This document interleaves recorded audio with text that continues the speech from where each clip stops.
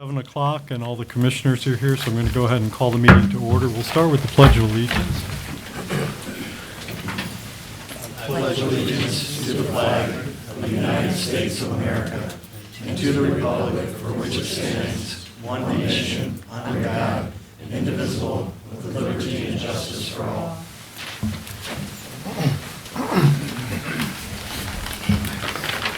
So with that, let me welcome everyone to the December meeting of the Union Township Planning Commission. Roll call, please. Cody, Here. Squattrito, Here. Webster, Here. Fuller is here, Darren, Here. Shingles, Here. Buckley, Here. LaBelle. Here. Thank you. So we last met on November 19th, so we'll start with approval of the minutes. They're in your packet. Are there any corrections to the November 19th minutes? I have one, it was just a misspelling. It was under public comment. It says in the first sentence, proposed test amendment. I think that's supposed to be text. Text. Yes, I agree. Anything else?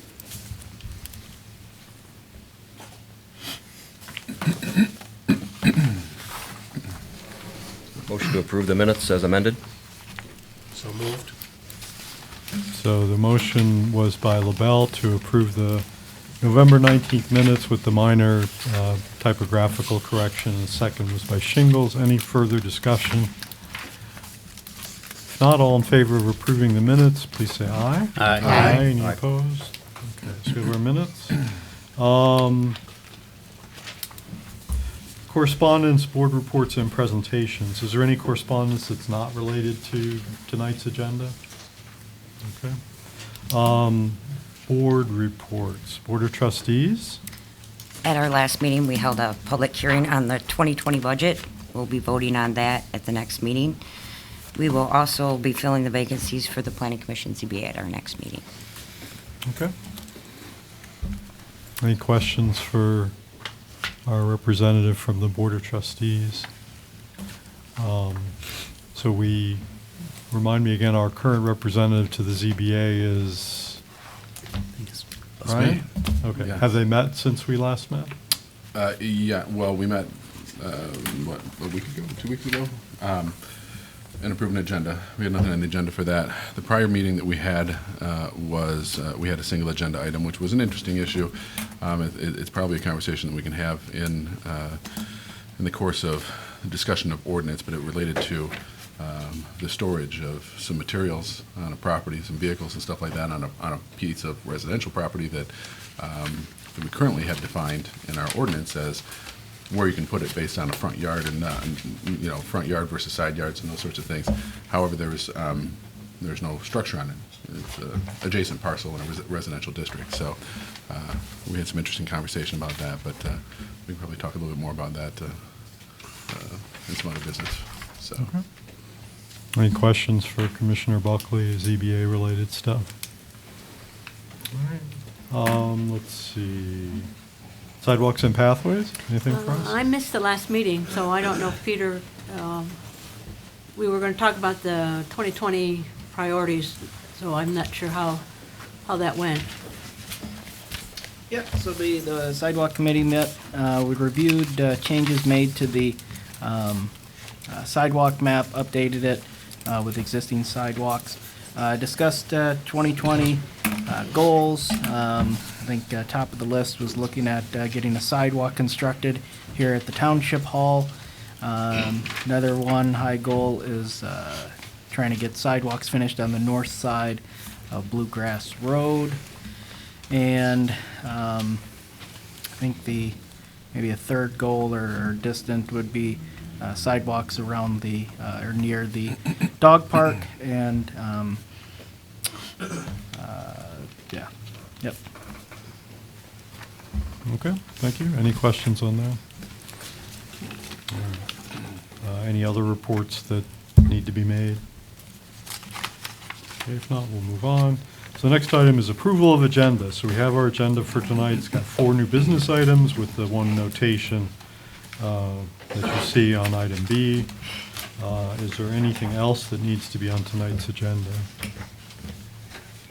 Can I make a recommendation that we move items C and D to the top of the list and A and B down? I think there's going to be more lengthy discussion on A and B than C and D. I'll support that.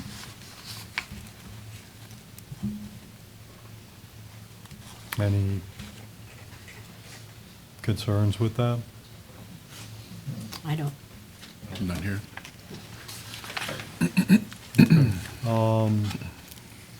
Do we want to consider removing item B if it's not ready to be looked at? Instead of moving it down, just removing it? Yeah, that's a possibility too.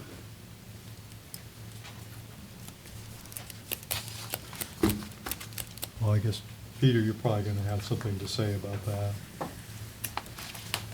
So the request right now is to get rid of item B or move it down, or what was the request again?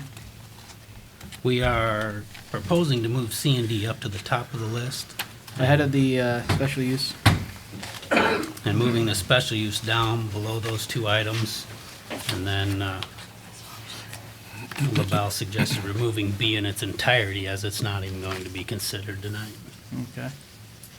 I mean, we have, the way we do it is it's the first application we get, that's what appears first. I do believe we have quite a big crowd. I don't know, if we want them. Yes, that's, if we want to do the public hearing and get through that first, then the other items, but, I guess I don't want to rush through those site plan reviews, but, it's up to you guys. I mean, just be aware that if you move the other items up, we have a lot of people here that are probably here for that first item. My recommendation would still stand if somebody would support it. I'm just curious what we're being asked to, what are we being asked to do with item B if it's not ready for review or approval? Just remove, to remove item B, right now we have item A to go first. C and D are site plans, so we would move those site plans to the top of the list, get through those, and then go to item A, the special use public hearing. But I think the question is, why even have item B on there if we can't do anything with it? Yeah, no, and so, I mean, I don't have an issue with that. It's just if we're gonna move C and D forward, just be aware, we can't take too long on that, because I'm guessing the majority of people here are for item A. And that's not my intention, is to keep people here longer. I'm just thinking that we could work through C and D more diligently than having everybody sit through A. So I'm going to suggest, just for the sake of making it official, since we normally have a motion to approve the agenda anyway, if you want to make a motion to amend the agenda, I would entertain that. I would like to make a motion to amend the agenda to move item C to item A and item D to item B, and then remove item B in its entirety. I'll support that. Okay, so the motion was by Fuller to amend the agenda as he indicated, and the support was from Cody. Further discussion? All in favor, please say aye. Aye. Aye. Any opposed? Okay, and so then, since we amended it, a motion to approve the agenda as amended? I'll make that motion. Second? Okay, so Fuller moved and Buckley seconded to approve the agenda as it's been modified. All in favor, any discussion? All in favor, please say aye. Aye. Any opposed? All right. We have our agenda, so let me take them then in the order that they've been reordered. Before we get to that, the last item is public comment. So we have a portion towards the beginning of our planning commission meetings where individuals are invited to address the planning commission on items that are not on the agenda. So this is a separate item from the public hearing. The public hearing will still take place. If anyone is here to speak about the application involved with the special use permit, they should wait for the public hearing. So this would be public comment on items that are not on tonight's agenda. So if anyone would like to address the Planning Commission on any item that's not on tonight's agenda, we invite them to do so at this time. Just come to the podium, give us your name and address for the minutes, and limit your comments to 3 minutes. So general public comment is open at 7:10.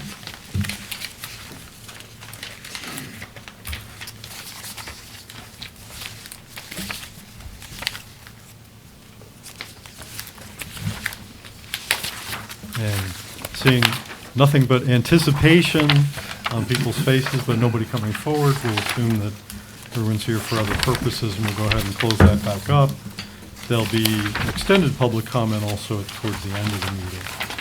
So we'll move on to our new business items. So based on the amendment to the agenda, the first item is going to be Site Plan Review 2019-15, self-storage buildings located at South Park Place, Mount Pleasant.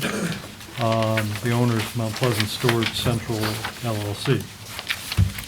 So, Peter, do you want to say anything about this?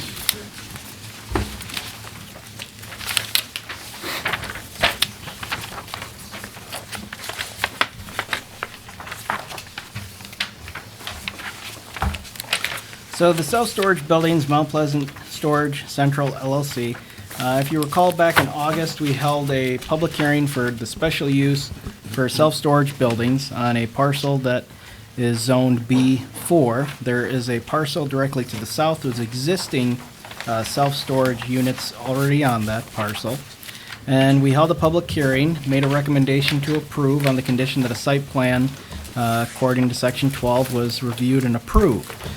Since then, our recommendation was approved by the Board of Trustees, I believe in September, and now they are before us here in December with a site plan that was required. The idea is to construct new units on the vacant B4 parcel. They also intend to then combine the B4 parcel and the I-1 parcel to the south as one parcel. It'll remain split zoned. The self-storage units on the I-1 are permitted uses by right. The self-storage units that'll be located on the B4 property are a use, or a special use. And so in my memo that I provided to you, I recommended at this time that we approve 2019-15 SPR 2019-15 on the condition of a photometric lighting plan submitted and approved at the time of building permit. They do propose that they're proposing lights, but they don't have the full plan designed yet. And so that is something that we can typically also have in the past approved at the time of the building permit to make sure that it is in accordance with the township lighting ordinance. Note that on the site plan, they do indicate that the lighting will be in accordance, downshielded with the lighting ordinance. The applicant has proposed on their site plan sidewalks for future, but they have indicated in accordance with the sidewalk construction relief policy that they are asking for relief, and they have chosen the reason as noted on the plan for that relief. We have received outside approvals from all agencies at the time that the packet went out. Mount Pleasant Fire Department, Isabella County Road Commission, Isabella County Transportation Commission, Isabella County Drain Office for Stormwater Management, and Union Township Utilities. And so we will be reviewing this plan in sections 12, section 30.4U, which deals with self-storage units as a special use in a B4 district. If you have any questions, I'm trying to get the plan up here so everyone can see it. Of course, you do have a hard copy of the plan in front of you that was mailed. And so if you have any questions, we am here for the review, but at this time, we can usually also let the applicant speak if they want. Okay, thank you. So I assume the applicant is here to present this project. Pete Pete's got all our information, so. Okay. My name is Pete Lorenz, Lorenz Surveying and Engineering. I did the plans you have for the civil engineering for the project. Peter pretty well hit on most of the points. Plan is slightly different than, I believe, the plan you were shown when they got the special use permit approved. We had some setbacks that we needed to comply with, that changed slightly. Driveways primarily going to stay the same. We do have a secondary driveway on the back going off of Park Place. That will stay gated for emergency vehicles only. As Peter indicated, we are going to downshield all of our lights. We will have a small project sign out by the road, nothing real large. Stormwater management, we have approval from the drain office. We're going to store stormwater around the perimeter of the site. It's a pretty sandy site, so it lends itself quite well for detention basins. So, other than that, we do have some slightly different units over on the west side. We'll have some larger units for RV storage and that type of thing. The rest of the units will just be your typical mini storage units. Very similar to what's on the existing property to the south. Alan, do you have anything that you think we need to add, or? No, sir, like you pointed out, I'm Alan Johnson, one of the owners of the property and developer. The buildings along the west side there, those are going to be, we're going to build the first buildings there, see how well that goes before we do the second building. Those are 16-foot high buildings. They'll have 15-foot wide bays by 30, 40, and 50-foot deep. We think there's a market there for RV storage, large boats, that sort of thing. So we can keep it all inside. And that's really what we're looking for at that, for those buildings, something a little bit different from the community.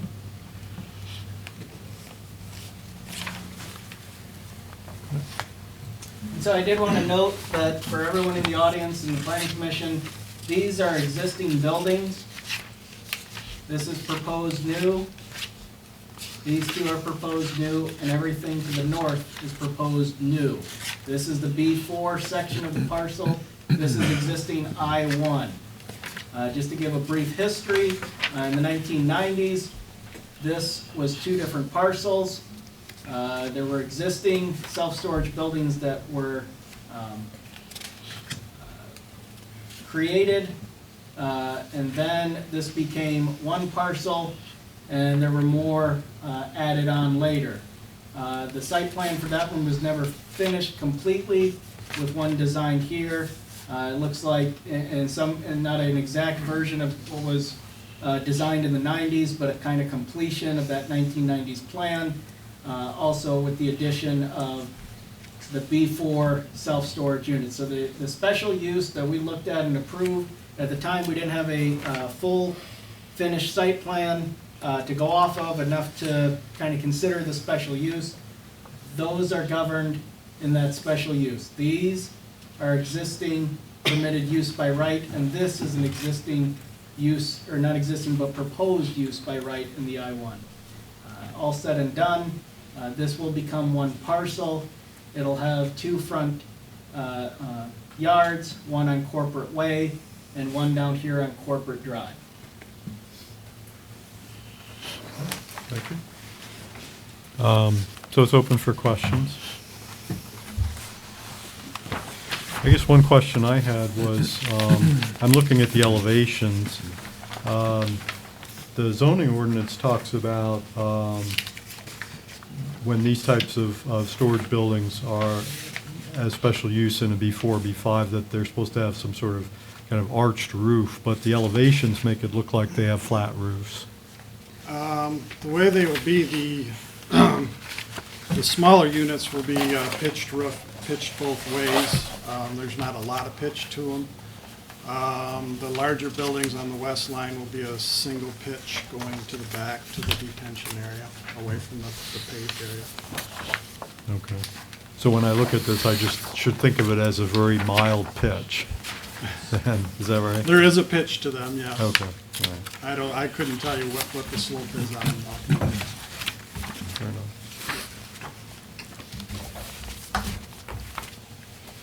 Corporate Way, Way is a city street? Yes. I did have a conversation with Stacy, the city engineer. As you probably know, their detention basin's such just to the west of this, and they actually own the property west of this, which is in the city limits. She indicated as long as we weren't changing any of the driveways out onto Corporate Way, we weren't doing anything over on their detention, on their side as far as where their detention is, that we didn't need any approvals from them.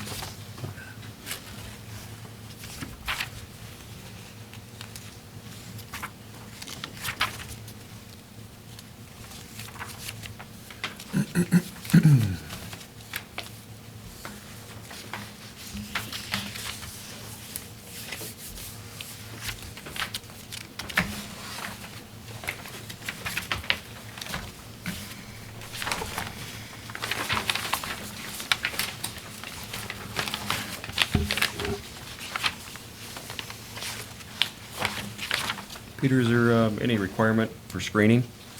No. None? It's not near any residential property. Okay.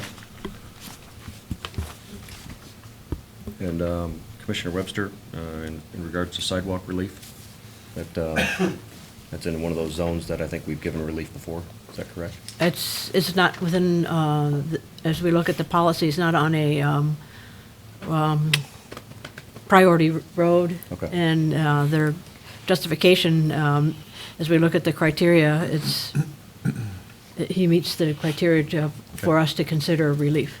Perfect. Thank you.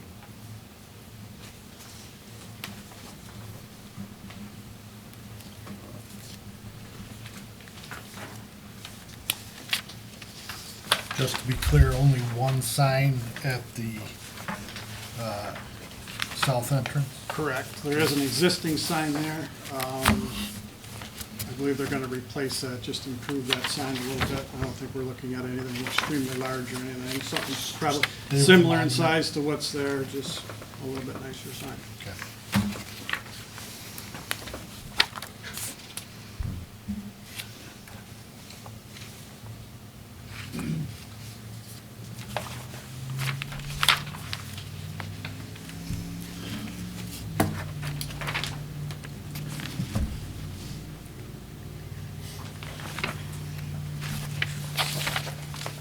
So the exit onto Corporate Way is the one that's kept gated?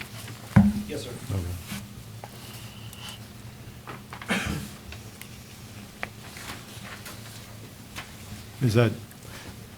Is that a gate that the people have a code to, or it's, No, sir. That'll be for basically emergency services only. oh, just the And emergency? fire department's requested that we put a Knox box up. Okay.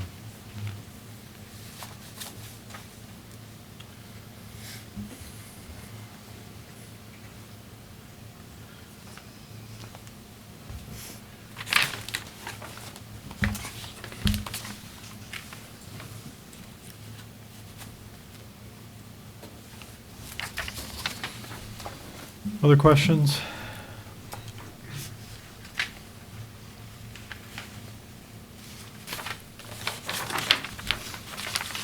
No other questions? I'll make a motion to approve SPR 2019-15. Would you include the amendment for the lighting as well? Oh, yes. Condition for the lighting? Yes. And then condition. also, just note that relief granted for sidewalk construction is, Say that again, Peter? also make note that relief of sidewalk construction has been granted based on the, what was noted. I just want to see if that's number.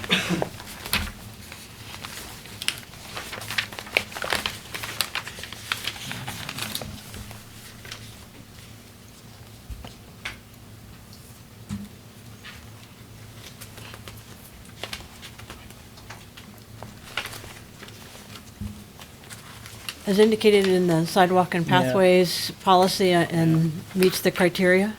Yeah, I wanted to get to the exact number, but you can just make the note of the criteria. Okay.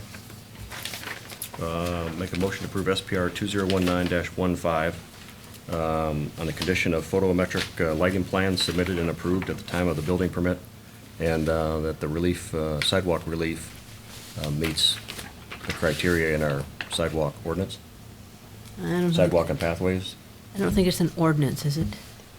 It's the Policy. The policy, sidewalk and policy. pathways policy, okay. Support. So the motion was by LaBelle and the second came from Webster with the stated conditions. Further discussion? Everybody who's writing the stuff down is comfortable they have all that. May I ask a question? Please. Maybe it's to Pete. Are these still separate parcels? Right now, they're separate parcels. Do we have to declare relief for both sidewalks if they're on two different parcels? This is Or are one we- plan though, one right? plan? It's what, the idea is that after this is approved, they will be combined into one parcel. Okay, but I think Alex answered if that's the correct answer. Even though there's two different sidewalks on this parcel, it's relief for the whole thing. Okay, just wanted to verify. Other discussion or questions? If not, then the motion is to approve the site plan 2019-15 with the stated conditions. All in favor, please say aye. Aye. Any opposed? Okay, so this is approved.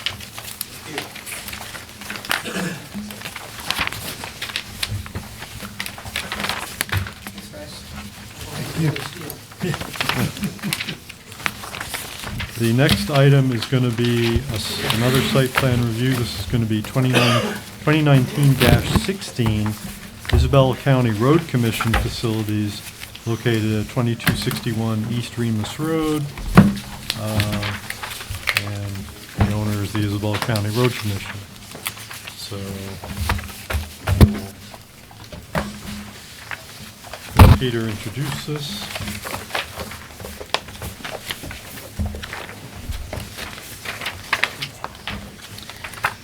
So, Commission, if you recall, I believe it was a year ago, last December, the Isabella County Road Commission was seeking a special use permit to relocate and rebuild new facilities on Lincoln Road.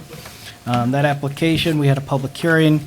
The recommendation was to not approve, and the application was ultimately withdrawn. Since that time, the Isabella County Road Commission came to the Zoning Board of Appeals for an interpretation in February of this year to see if they would qualify as an essential service to rebuild on their existing location, which is Zone B5.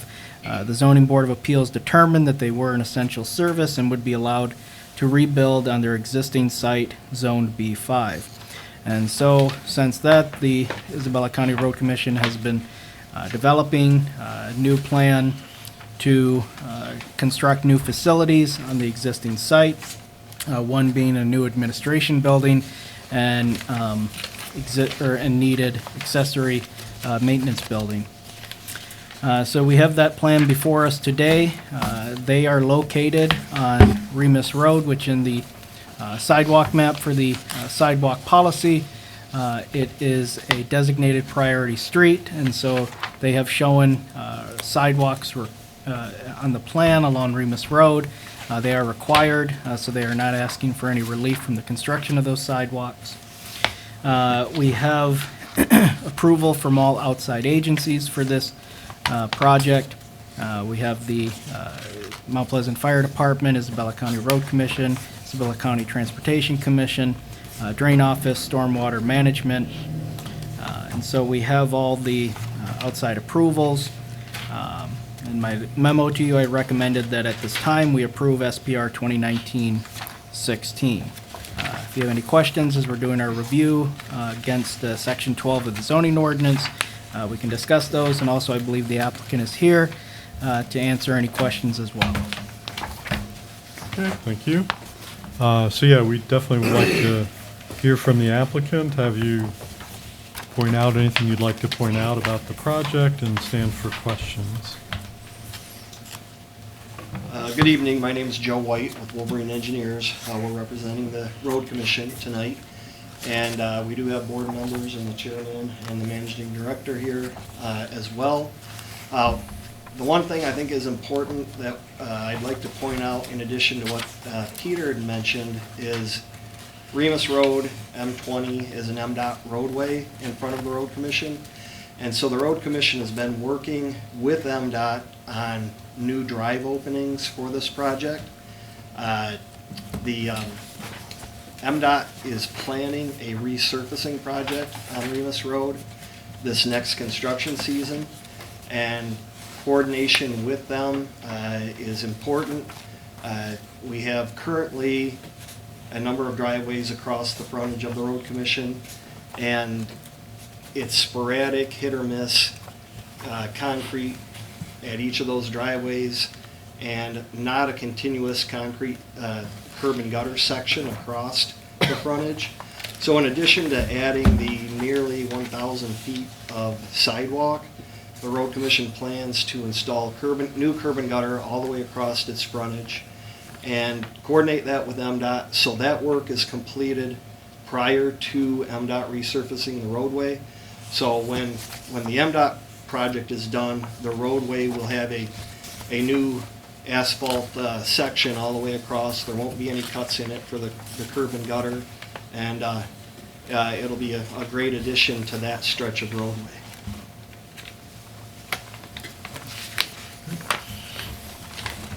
So this is obviously open for questions.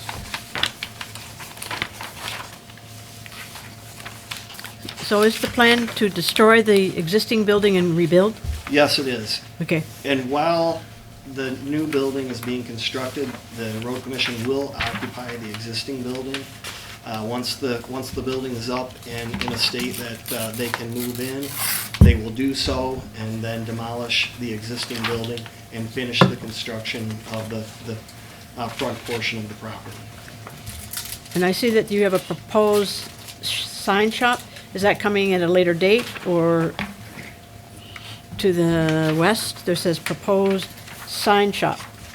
The sign shop is currently there. That was Okay. a parcel that the Road Commission purchased recently and renovated that for their sign shop so that the sign shop behind the existing building could be demolished as part of this project. Thank you. So the reason you can do this is because all of the new construction is to the north of the existing Correct. building. And it's tight. There's about 40 feet between the existing building, the north face of the existing building, and the south face of the new administration building.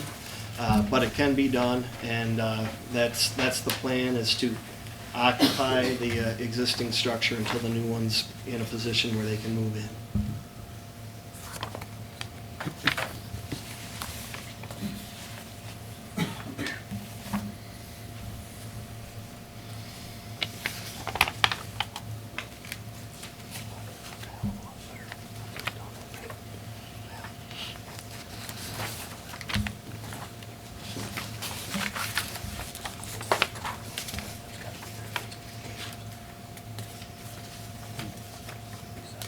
I did not notice oil and grease separators coming out of the buildings. You guys planning to put oil and grease separators? I'll probably defer to the architect, but I believe that they will be internal to the building.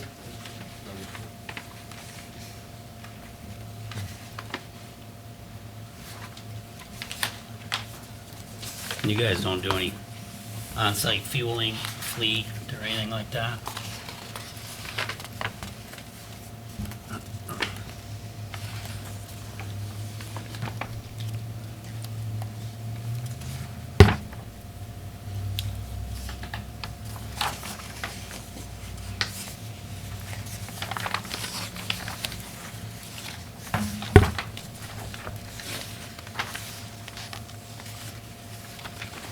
I looked through everything, I thought everything looked good. So, I don't know.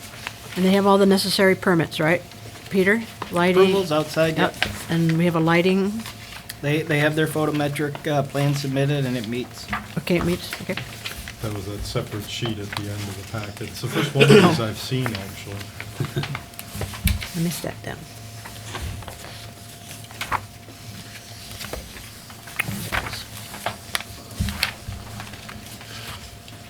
What's the timetable for construction? If we receive approval tonight, we're looking at getting final approvals from the funding agency and advertising the project in late January with a spring construction. Okay. And What about, likely- go ahead. I'm sorry, likely a 12-month construction. Okay. When is the work on the frontage, the curb and gutter that you talked about most likely MDOT to occur? doesn't know quite yet when that work is gonna happen for their portion of the project, so that's number one priority on the road commission's project, is to get that work completed so that they're not holding up the MDOT project. Mhm. So like as soon in the spring as feasible? Soon as in spring as possible, correct.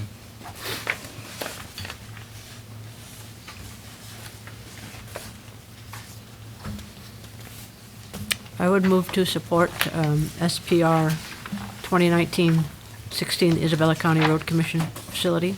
Support.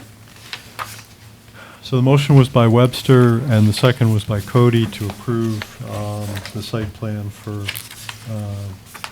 2019-16 for the road commission. And there's no specific conditions because they've satisfied all of the approvals, correct? Correct. Any further discussion? If not, all in favor of that approval, please say aye. Aye. Any opposed? Thank you. Thank you.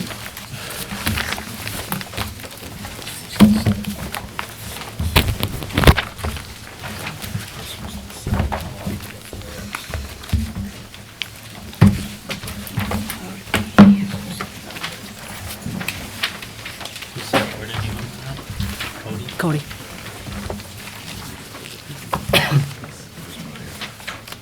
Okay. So now we are going to move to the special use permit application 2019-07 for the sand and gravel pit proposed to be located at South Lincoln Road and Millbrook. The owners, James and Daniel Zalude. So I'm assuming Peter will introduce the topic and then we'll move to the public hearing. So if those who were there or with us a couple years ago, it'd be, I think, 2 years exactly next month, we had the same application for a special use sand and gravel pit located on South Lincoln Road. That application, we held it, well, we scheduled a public hearing, but shortly before the public hearing, the item was withdrawn in whole. There was also an accompanying site plan, but the applicant ahead of the meeting withdrew that application and the site plan in whole. Specifically in regard, and you have a copy of that withdrawal letter from a couple years ago, that dealt with spotted bald eagle nesting area on the property. And so due to that, the item was withdrawn. The applicant has supplied the guidelines, national guidelines related to bald eagles in this application, and we can talk about that later on. So we have a new application now, similar to the one 2 years ago, but not exactly identical. But it is the same sand and gravel pit located on South Lincoln Road. They've accompanied a site plan with it, but as we did earlier, that site plan, as I indicated, was not ready, and the commission decided to remove it from the agenda at tonight's meeting. So just to give, I guess, because I believe there's many out here today that'll be speaking at the public hearing, we've received a number of written comments. I just want to let anybody know I will, unless you are here and you'd ask me to not read them. Any written comments that I get, I typically read into the public hearing. So if you are here tonight, you speak, your piece in your mind. If you don't want me to, just let me know that you don't need me to read your comments. Otherwise, I read everything that I get in writing. For those here speaking on it, to give you a little background information, because there's a lot of confusion out there usually when we get rezonings, variances, special uses. A lot of people think that they're all the same thing. Tonight is a special use. It is not a variance. It is not a rezoning of property. If this use is approved, the zoning of the property will still remain agricultural. That will not change. This isn't a variance from the ordinance. They are not asking for any kind of exception to the rules. If approved, they will have to abide by all the regulations, state, federal, and local. Special use, to just give a quick rundown, there's uses that are permitted by right, and there are uses permitted through special use. In our zoning ordinance, it describes special uses are those of land that are not essentially incompatible with the uses permitted in a zoning district, in this case an agricultural district, but possess characteristics or locational qualities that require individual review and restriction in order to avoid incompatibility with the character of the surrounding area, public services, and facilities and adjacent uses of land. And so this is not a use that is not necessarily prohibited or not incompatible with an agricultural district, but it is has characteristics, locational qualities that it requires a kind of a closer look, and so it becomes a special use that requires a public hearing that we're here tonight, recommendation from this body, the commission, and ultimately approved, if approved, by the Board of Trustees. And so that is what we have before us tonight. We did notice in the paper and send owners within 300 feet as required by state law, notice of this public hearing that it would be held here December 17th, 2019, requested by James Zala, Daniel Zala, a special use permit in Ag District for a sand and gravel pit located South Lincoln Road, parcel ID number 14-033-30-006-00. The current property is vacant, agricultural land. There is no existing buildings on it. And so I've provided in my memo to the Planning Commission, I stated at this time I would approve SUP 2019 with the following conditions, and I lay out one, a final site plan approved in accordance with Section 12 of the zoning ordinance.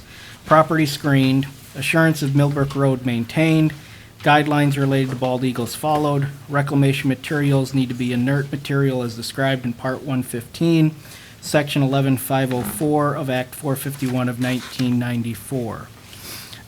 There is a lot to digest here. We have quite a bit of just public comment that I've received. I'm sure we're going to be receiving a lot of public comment tonight.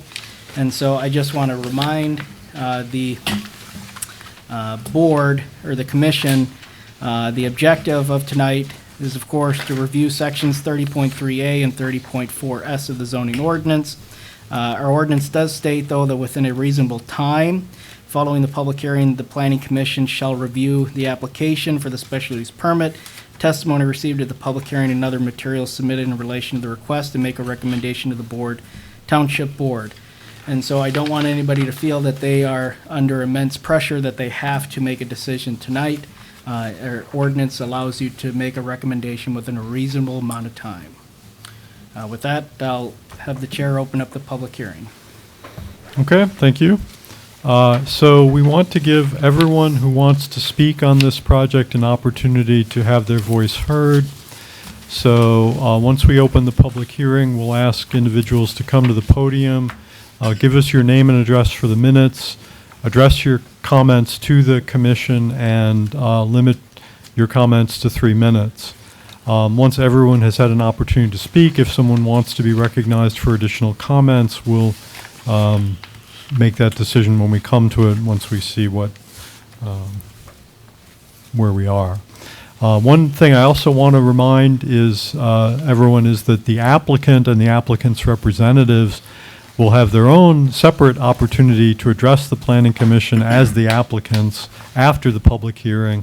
So there's really no particular need for the applicant or their representatives to address the commission during the public hearing. The public hearing is really to give folks who aren't the applicant an opportunity to to have their voices heard, and we really don't need to have a back and forth during the public hearing. So with that said, we'll go ahead and open the public hearing once again. We'll take turns as people come to the podium, have their piece, and then we'll move on to the next person. So the public hearing on special use permit 2019-07 is open at 7:45. Is there anyone who would like to address the Planning Commission on this application?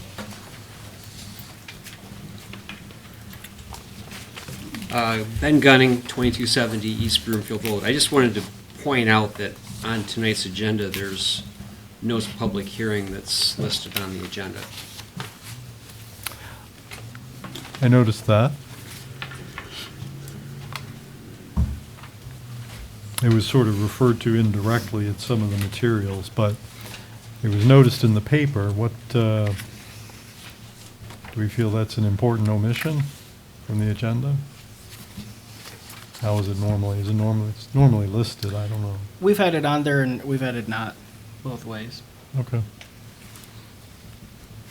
I mean, it's well-known, I think, certainly it's well-known to us that a special use permit application always comes with a public hearing, so, and the public was noticed and they seem to be here, so if it hasn't always been listed as kind of a standalone separate item in the agenda, I think we'll go with it. I think in the past, we did have a special spot where we put all the public hearings, and then that was changed, and so we don't have a specific spot where it's always on there. Okay, fair enough. Is there anyone who would like to address the Planning Commission on the application? Please.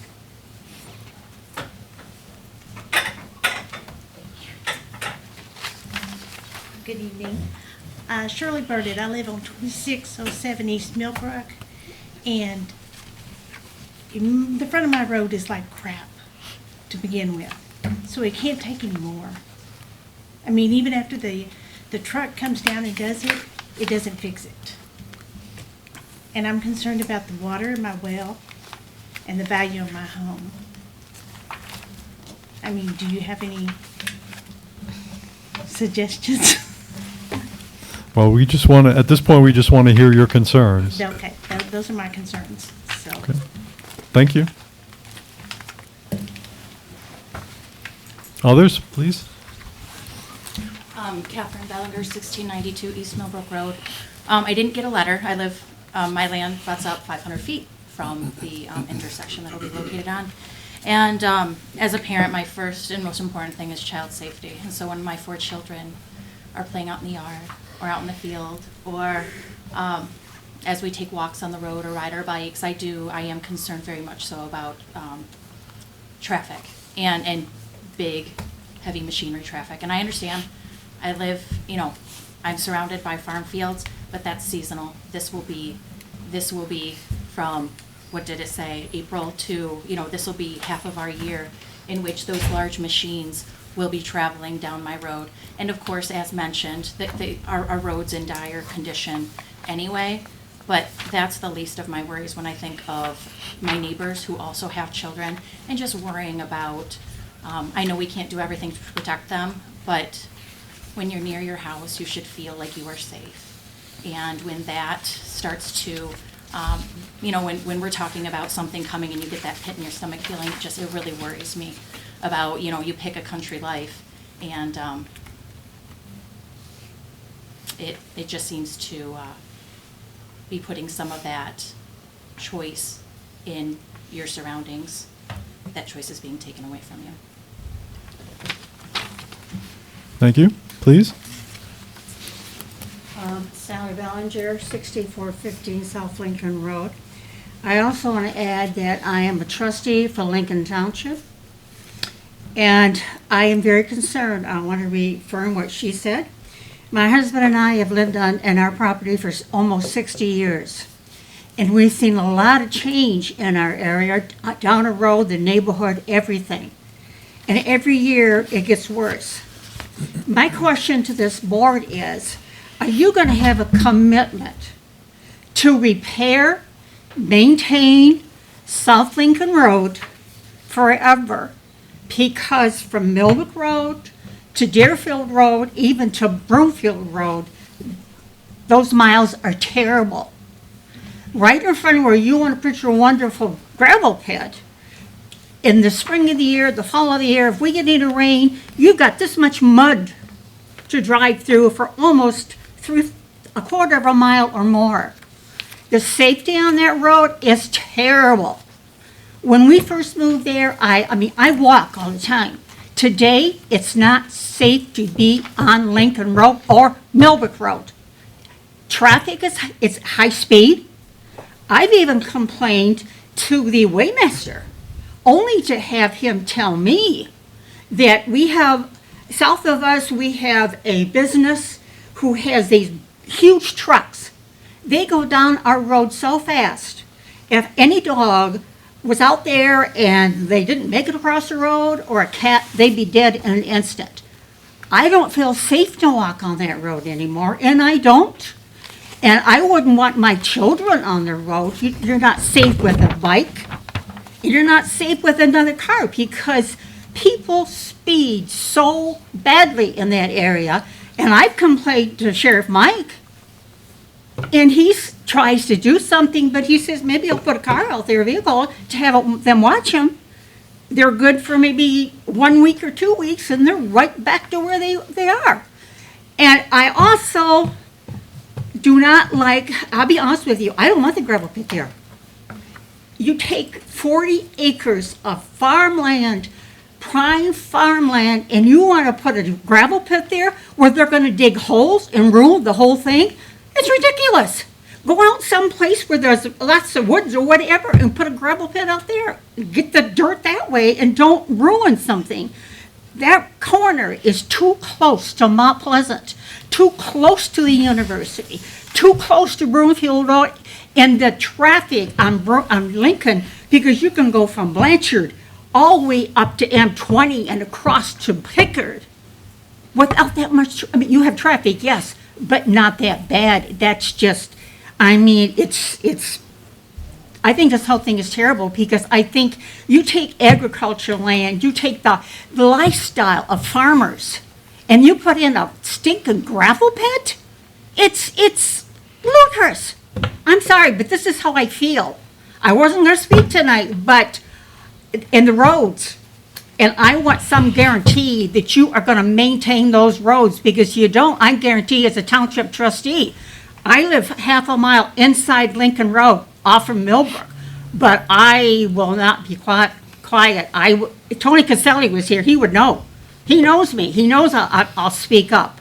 Because if you don't maintain them, you are going to have people in that neighborhood, this lady over here, this one over here, and they're going to complain.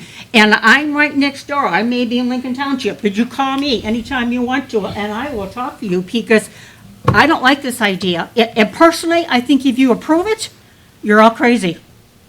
But if you live down that area, you totally would understand what I'm saying. Yes, yes. Beautiful 40 acres of flat farmland. And all the way around are farmers. And me, I come from a farm background. My husband was a farmer. We were dairy farmers. A farmer has a right to be on the road anytime he chooses, because that's the way he makes his living. Thank you for listening to me. I didn't mean to be so verbal, but I feel very strongly about this. Very, very strongly. Thank you. Others?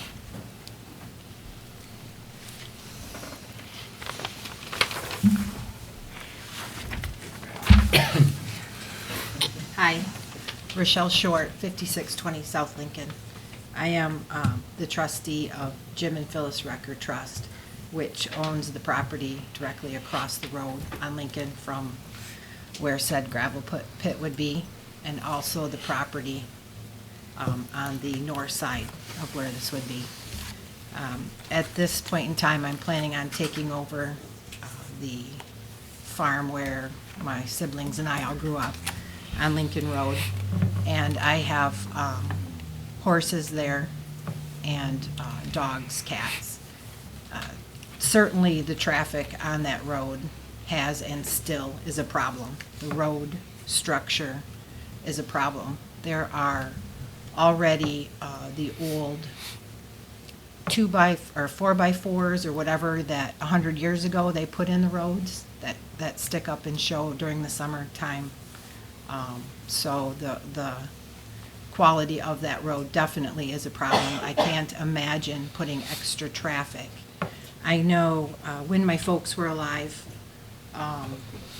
there were multiple calls that went in trying to see what could be done with the road because it got so bad it destroys our vehicles.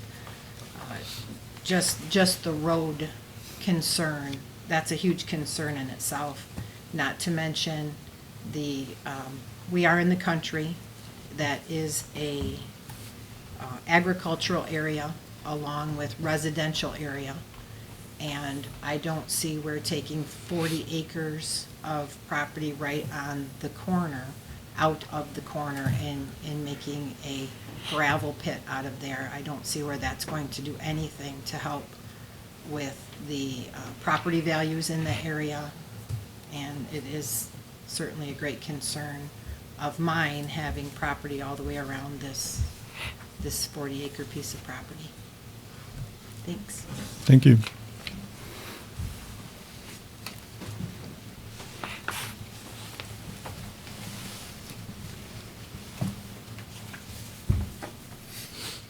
I'll say something. My name's Doug Hovey, 3729 East Millbrook Road. I'm concerned about this because of the traffic on the road. Millbrook Road is notoriously horrible. And my concern is that the semis, the gravel trains are going to make it worse. When people say that they're going to take care of that, I find things like that, commitments like that, hard to believe sometimes, and don't have much faith for it. There are a lot of people that do walk the road, even though Millbrook's a dangerous road. You do have a lot of joggers from Central. The track teams are always out there running. There are other people on ORVs, side-by-sides, all sorts of stuff on the road. And so all the extra gravel trains, when there's a project in the area for some reason, you'll see a gravel train speed up and down the road. It's the dust cloud, the noise, the danger for pets and people on the road. It's just not good. It's not good at all for the area. And I'm opposed to it. There you go. Thank you.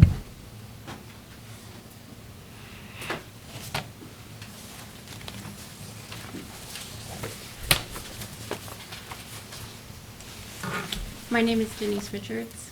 I live at 2283 East Millbrook Road. I own and reside in the home on the 1 acre plot adjacent to the proposed pit. I urge you to vote no on the permit. I read over 1,000 pages of documents and research in the last week relating to SUPs, mining, zoning, aggregate, laws, pits, all of it. This SUP area is designated agricultural. I realize there are allowances under the letter of the law, however ambiguous they may be, for other land uses. However, this particular land is reserved and preserved for agricultural purposes. I bought my home about 22 years ago. I paid off the mortgage 2 years ago, 10 years early. I retired in my house, and my financial future is at risk with this proposed project. You have in your packet my other points, my letter. I was employed as a school social worker for several years, advising students. I'd like to share with you the mantra that I shared with them. And with it, I'd like to urge you to follow the spirit of the law while considering the SUP. Urging you to continue to support the preservation of our land, not as an industrial site. The advice that I shared was regarding choice making. It originated to me from my grandmother. It goes like this. Just because you can doesn't mean you should. And just because you can doesn't mean it's right. I believe this advice is germane to all of us. all the time. Thank you so much for listening. Thank you.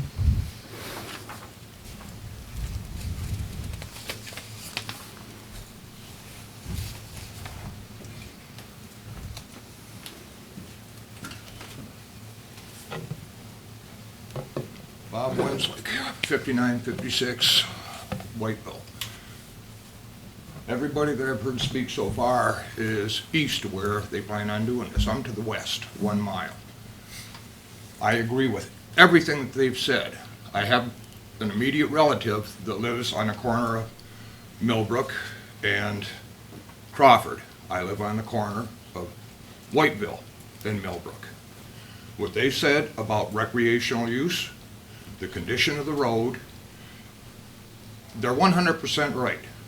This last year, anybody that uses that road on a regular basis does not drive over 10 to 15 miles an hour on that road, and they're still tearing their vehicles up. I've seen a lot of farm equipment go down through there, and I have nothing against farmers. But if you look at Crawford Road, south of Millbrook, or Whiteville, south of Millbrook, you have 2 S-curves there. I've had cars come around those curves near my home so fast that it ran huge tractors with duals on it right down into my front yard to keep from taking those cars out from coming the other way. And it's the same way over on Whiteville. My son has that problem over there. If you take double-bottom gravel haulers, the way I understand it, they're going to be working on Lincoln, north of that site. The only way anything can come out of there is on Millbrook. You take double-bottom gravel haulers coming out on either intersection into a blind S-curve, you're going to have some problems there, so you better think about signage if this goes through. 100% against it. Thank you, people. Thank you. Thank you.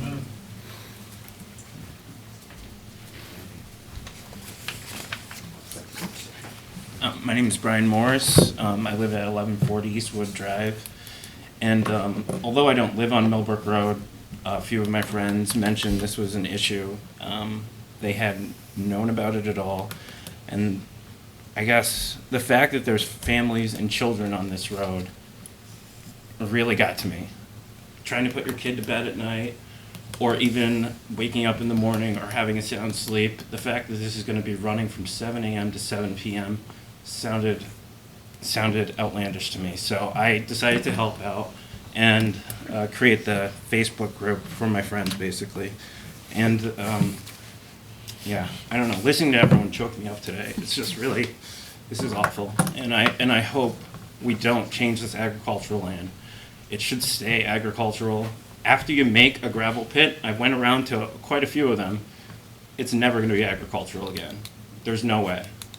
It's a big hole in the ground. It's a waste, it feels like. And it also changes what other people have decided to move there for. They're living there. They decided not to live in the city. They're living in the country. Let's keep it quiet. The country. They're retired.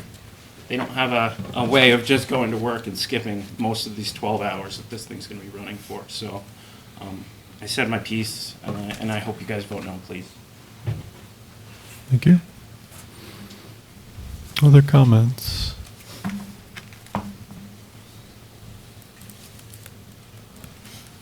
One more, I'm sorry.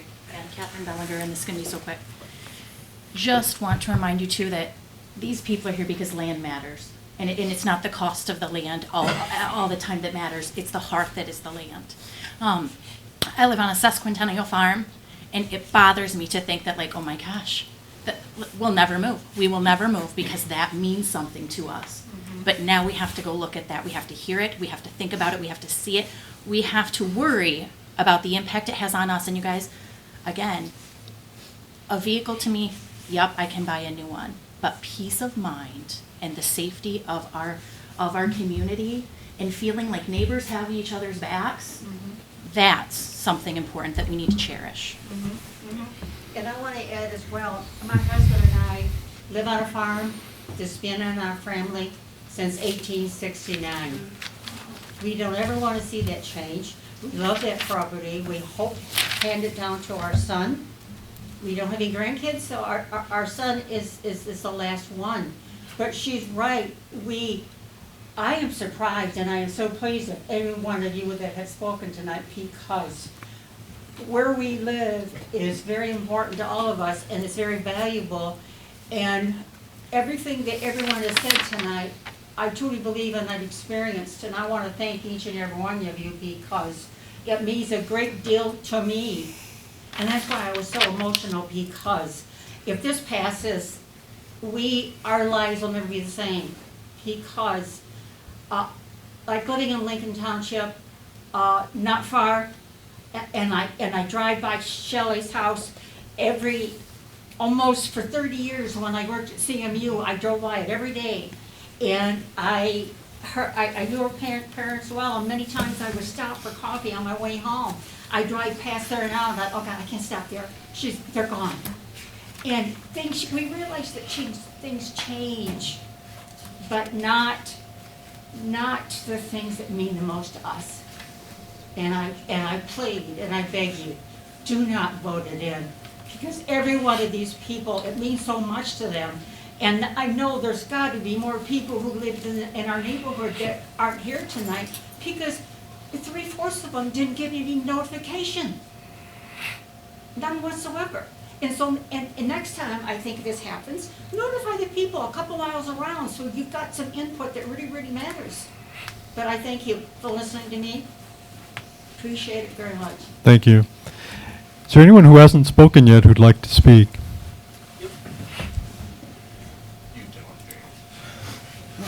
Let's see. James Short, Shelley's wife, 5620 Lincoln. And you stop anytime you see a black truck and you can. Okay. In fact, any of you can. Keeping the tradition of Jim and Phyllis. I just think it's awful. They've talked about the roads all night, and they're so terrible that I don't see how gravel trucks and gravel trains and machinery and people going to work and coming to work and the increase of activity there. I'm with the gentleman that said he just can't believe they can maintain any semblance of a decent road on there. And the other fellow that said that, time is money. They're gonna have to dig gravel and get it somewhere.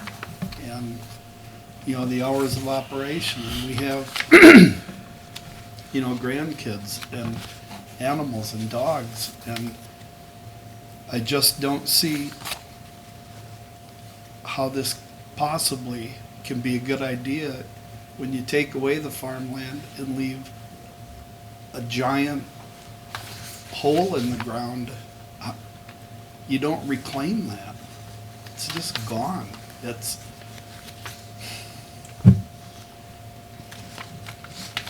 I'm against it. I hope you all vote against it. And I hope you all keep showing up and be against it. And it's a bad idea. Thank you. Other public comments?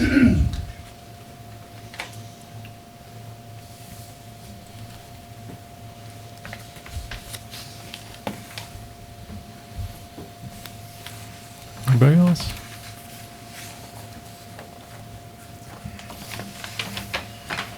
Well, perhaps while you're thinking about it, we'll let Peter read some of the written comments that were submitted, and then we'll double back and see if anyone wants to make a final comment. I am contacting you to urge the committee to vote no on the proposal for a pit at the intersection of Lincoln and Millbrook. I am extremely concerned about the negative impact this will have on the residents who live in the area. Thank you so much for hearing my concern and disseminating my opinion to the committee. Sincerely, Robert Fanning.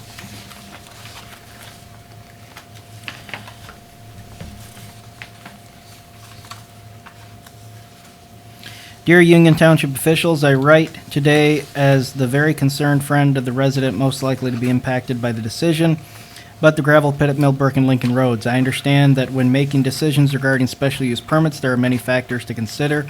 I write today to urge you to give particular attention to the consideration of how this decision will impact the lives of the residents living closest to the pit, above and beyond the financial gain of the township.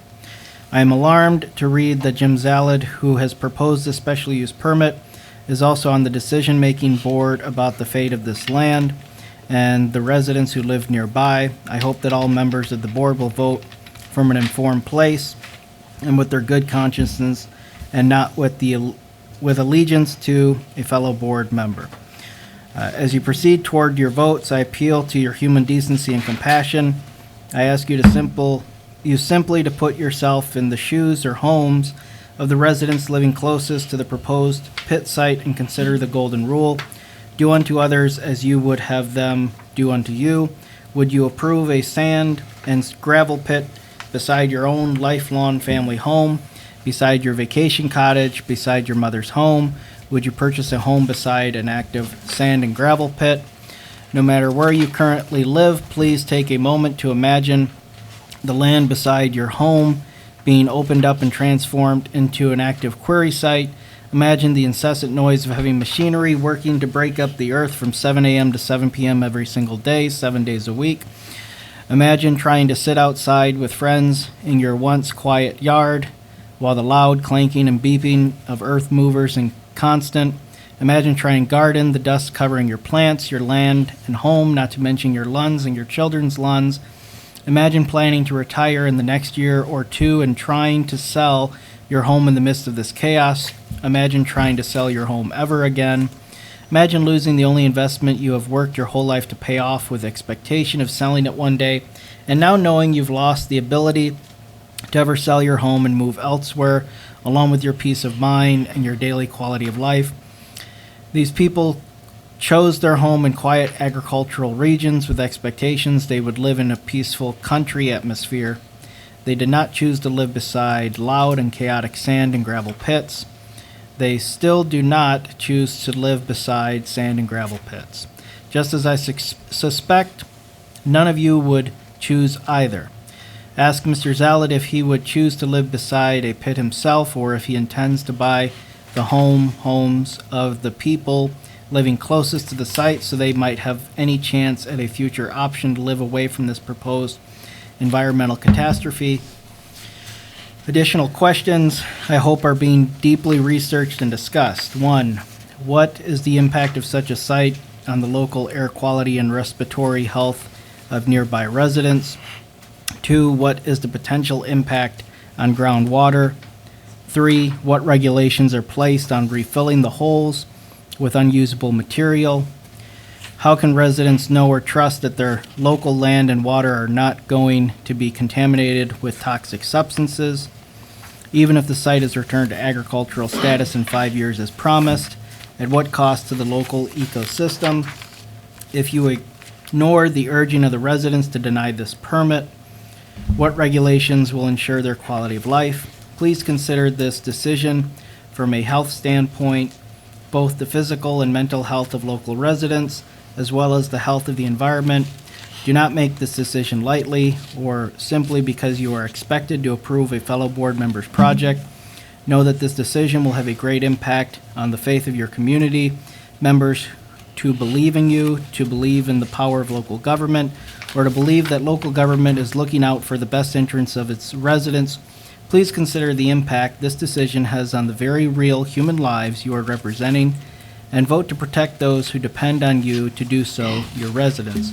Most sincerely, Denise Fanning. I just did want to make one correction, because I'll forget about it at the end, but Mr. Zalad is not on the Planning Commission, which makes a recommendation, and he is not on the Board of Trustees, which would approve this permit. He is on the Economic Development Authority of the Township, but that body does not have any recommendation or decision to this project. To whom it may concern, as a concerned resident, a caring neighbor, and a voter, I am strongly against the special permit request for a gravel pit on Millbrook Road. This permit should absolutely be denied on the basis of how it will adversely impact the families and property owners, as well as the nature and environment in the area. That Union Township is even considering this proposal is shameful, and the fact that the permit applicant in himself, a member of the committee, is a gross misuse of the committee's authority for his own personal gain.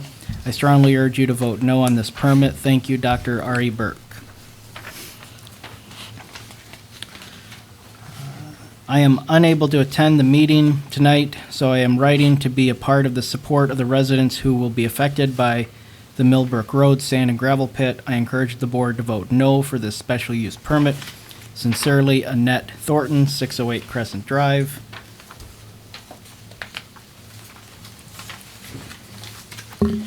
To whom it may concern, I am extremely opposed to the sand and gravel pit proposed for the lot at Lincoln and Millbrook in Mount Pleasant. I grew up in the house near that corner on Millbrook, and my mother still lives there. The lot is visible from the backyard of her house and from the rooms on that side of the house. It will completely disrupt the peace and quiet we've had there for nearly 24 years. The house she has worked so hard to completely remodel over the years will be virtually worthless with the quarry so close by. The surrounding farmland will be negatively affected. The animals in the area will be displaced, including a family of bald eagles who should be protected, and not to mention the sly backdoor politics that are being used to push this gravel pit through are all reasons it shouldn't happen. It is immoral and a conflict of interest for someone to both be on the board for voting this project through and to also greatly financially benefit from the project. We see what's happening here and we do not consent. Ren Richards, former resident at 2283 East Millbrook Road.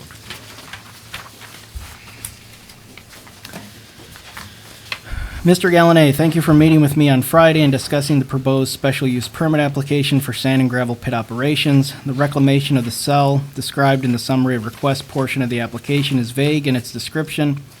The application states unusable excavated materials be brought in from the owner's active construction sites to refill the excavated areas. Please ensure the owner understands the reclamation materials need to be inert material as described in Part 115, Section 11504 of Act 451 of 1994.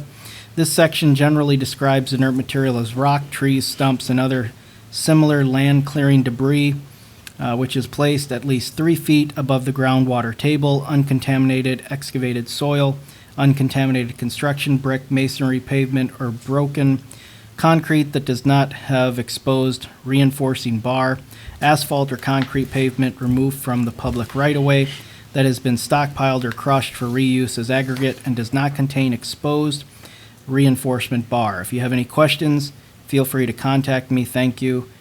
Gary Sherwin, Senior Environmental Engineer, Materials Management Division, Michigan Department of Environmental, Great Lakes, and Energy. I am writing to urge you to decline the application for the special use permit for the 40 acres at Millbrook and Lincoln Roads. First, however, for the record, I would respectfully like to address the applicant's summary of request, current false statements regarding the 2017 opposition of the proposed sand and gravel pit.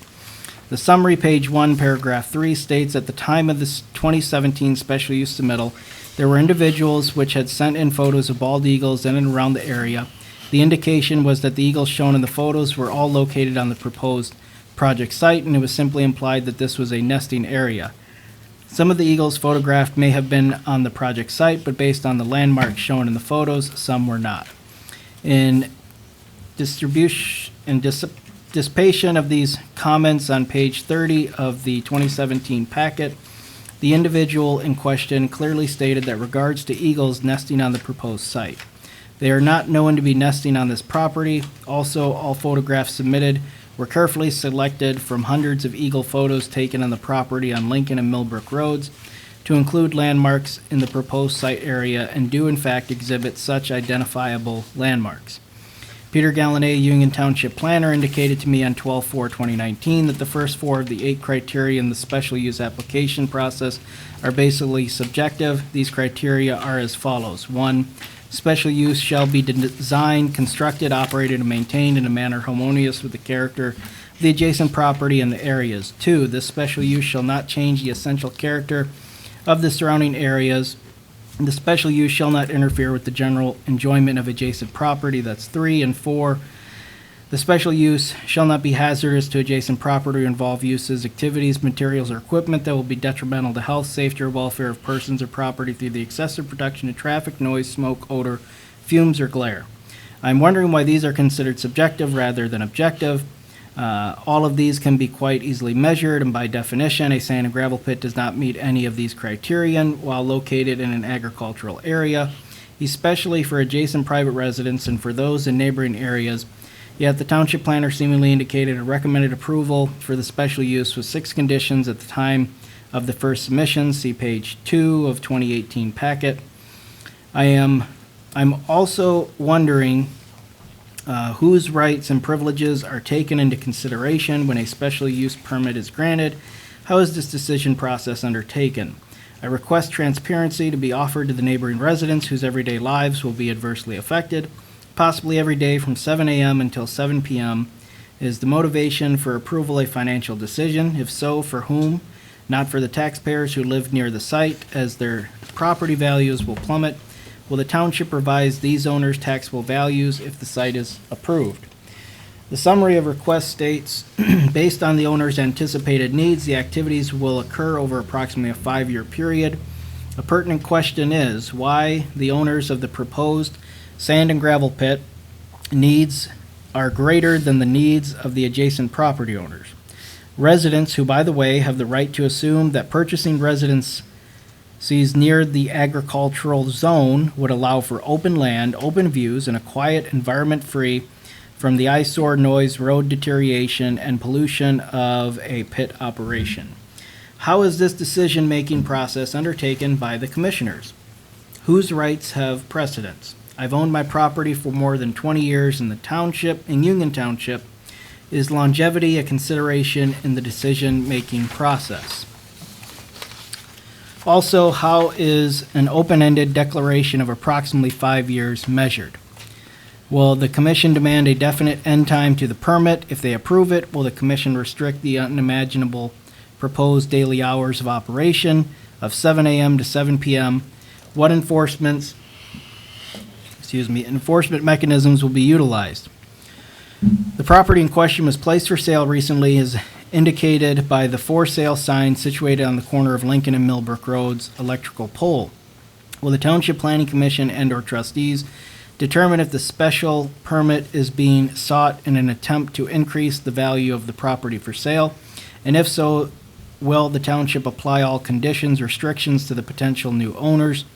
Surrounding agricultural property is for sale by auction on December 11th, 2019. This special use permit could set a precedent for the surrounding agricultural properties to initiate sand and gravel pits. This and subsequent projects then could impact many more people in Union Township, as well as residents in surrounding townships and areas. This potential leapfrogging would prove devastatingly detrimental. Would this commission limit the number of township agricultural acres that can be transformed into sand and gravel pits? There are concerns regarding the unusable excavated materials will be brought in from the owner's active construction site to refill the excavated areas. Page 1, summary application request. According to the township planner, these materials will not be inspected prior to or during refill activities, and only upon complaints by witnesses would an investigation occur. Will this process be categorized as self-restricted, as the suggested time frame of 7 a.m. to 7 p.m. is self-restricted? What prevents the area from becoming a landfill? The application is limited in details, and this project sounds to me like a football game with no referees. I am aware that there is a permit process for reuse of materials, but said permit and special use permit without enforcement procedures are unusable. In the interest of transparency, I'm wondering what is the ratio of special use permits submissions to Union Township to the number of special use permits granted? Additionally, how many of those granted permits were opposed by the public? Clearly, I'm adamantly opposed to having a sand and gravel pit operation as a next-door neighbor. However, I'm wondering if my rights and if my opinion have any impact on the outcome of the granting of this proposal. This is from Denise Richards, 2283 East Millbrook Road.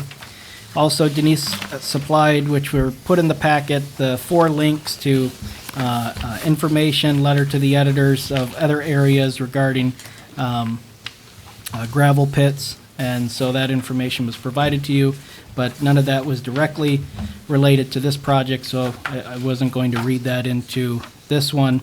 But these are all the comments that we have received. All comments that we have received in writing have been distributed to the Planning Commission and have been added to the packet. Even after the packet was mailed out, we have added it electronically and printed it off for the commissioners to view. Thank you. The public hearing is still open. Is there anyone who hasn't spoken yet who would like to speak? I'll recognize Supervisor Gunning. Ben Gunning, 2270 East Broomfield. As you all know, I'm the Township Supervisor. I do want to clarify that there's a misconception, and I'm going to double up on what Peter had mentioned earlier because it was mentioned in more than one correspondence, is that Mr. Zalad has absolutely nothing to do with any decision-making mechanism in regards to this site plan or the special use permit. So I want to reaffirm that so it gets in the record that before people think that there was something, shady. And so, thank you. Absolutely. The decision-making process is simply the Planning Commission and the Board of Trustees, and he's not a member of either body. Other public comments? Going once. Going twice. Well, I do want to say there's been a lot of comment, and we've listened. I think we've all listened carefully. We've definitely heard it. So if there's no further public comments to be offered, we'll go ahead and close the public hearing at 8:26, and we'll thank the public very much for their comments. So that's the public hearing. And so, anything else you want to say at this point? No, at this time, the applicant can respond, of course, to any questions that they've heard, and they also can, they've submitted the reasons why they think the application should be approved. So at this time, we typically let the applicant speak about the project. Right.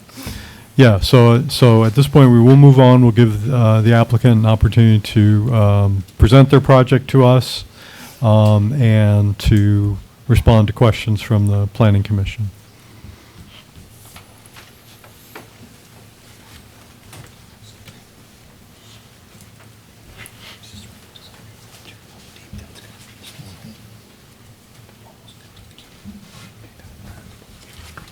Good evening. My name is Tim Beebe. I'm with Central Michigan Surveying and Development, which is not owned by Jim Zalad, as the paper decided to put in there. I am the owner, and there is no relationship between my company and Jim Zalad or Jeremy Zalad, which are the owners of the property. I want to talk about not just what's being shown to you tonight. I want to talk about what was brought in 2 years ago. 2 years ago, we came in looking for a special use on 40 acres. That is not what's being shown here tonight. The plans, if you were to look at them 2 years ago, were very similar in process. The turnaround would be in the center of the 4 10-acre pieces. They would be done as cells. You'd open up 10 acres of sand mining at a time. What is being proposed here is 25% of that, so that the area is not opened up. And you do not have this large open area that is not going to be rehabbed back to farmland. We heard from some of the public that once a sand pit, always a sand pit, never rehab. If you want to take a trip down to their rehab sand pits down by Vesterberg, they're back to farm fields. So it can be done by narrowing the scope down, putting timelines on it. This is not just an open free-for-all. This is a controlled situation in comparison to what was proposed previously. Now, we have turned in the plans for comment from the road commission. Road commission did turn back comments. Based on what I've heard here tonight, I would suggest that we meaning township staff, perhaps the township supervisor, and the road commission, sit down and hammer out what maintenance agreements and to assure that the roads would be taken care of. That was alluded to in the review comments from the road commission, that there would have to be an agreement for brining and dust control and things of that sort. But based on what we heard tonight, I think that's a very important item. Sounds like the roads are bad to start with. People look at farming and construction equipment as if they are totally different things. Really, they're basically the same. The truck traffic, which will come up and down, same type of trucks, which will haul grain and corn and other things. So it's not, the hydro hose are not going to be running up and down those roadways. They're going to be confined to the excavation areas. In the plan set that was turned in to you, it shows how the berming and the isolation would be done, that it would be limited to a 2.5 acre cell. Rehab would be done, then they can move into the next cell. There were items discussed. I wrote down 21 different items as fast as I could as you were speaking, so that I could try and take care of at least the majority of them. One individual was concerned about the wells and water table. This will not be a dewatered site. So we are not going to be pumping the water out, taking it off-site, or putting it into a drainage system that carries it off and lowers the water table. This is completely contained, which makes a big difference when we're going through all our state permits. One of the other items was, who's watching this? Well, there's two different avenues through what used to be MDEQ, which is now they call EGLE, EGLE, and there's sand and mining that you have to apply for a permit and obtain, plus the rehabilitation of is another permit, another aspect of the permit. So those inspections, you have to have your logs kept for not only the mining safety, but also for EGLE to show what's being done. If there were, they've got procedures for leaking equipment, what has to be done. You have a safety program, you have a cleanup program that you have to file with the state, and the state does come out and do inspections. So although the township may not be doing it, the state will be.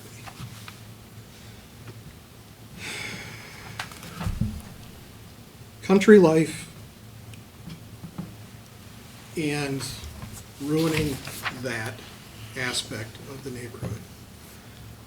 Unfortunately, within Union Township, the only place that you can put sand and gravel mining is out in agricultural areas. That's where the special use is for. Or, I believe, Peter, and correct me if I'm wrong, it can happen in industrial. I think. There's very few industrial pieces of property available within the township. So that limits us to, if you want to do sand and gravel mining, you must do it in agricultural areas. So we are not asking for something that is not in your zoning. We are following the guidelines. We turned in a plan 2 years ago. We heard what the comments were. We investigated into the eagles and the photos. And by the way, if you look at those photos, you'll see a water tower in the background. That can't be this site. So when I said some of them were, some of them weren't, that is a true statement. And that I take offense to in the person that wrote that letter. So, there is a guideline for protection of bald eagles and bald eagle nesting. And we would be in compliance with that. That guideline was submitted as part of our packet. I've also been in contact with the U.S. Fish and Wildlife. They have an eagle specialist, and he has said that if we make it through this portion, he will review our site plan and come out and take a look, make sure. So, and there's only one in the state.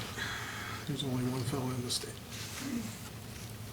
So, getting back through, I understand the country life and setting, but unfortunately, your ordinance doesn't give us any option. I understand that the roads, and I think it would be appropriate for Township and Road Commission to sit down and address that. Prime farmland versus going in and tearing down the woods. I think if you talk to a different group of people, they would want to save the woods, and why aren't you doing it in the farm? So it's how you perceive what's important to you. The agricultural district covers woodlands and farmland. Why is this location a good location versus another? It's the depth of sand, which we have had soil borings completed.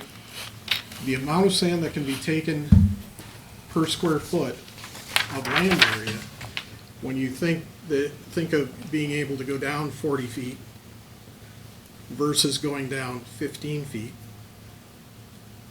we're not having to open up as large an area to get significantly more sand. So what makes this site special over others? It's the actual amount of sand that's available and easily obtainable. So one of the comments was it's too close to town for a gravel pit. Actually, that's one of the things that you want to look for, is something that is relatively close to town. You're traveling less on the roadways to where the development areas are. The development areas are around town. So obtaining a source close to town is an important item. That does make this different than other sites.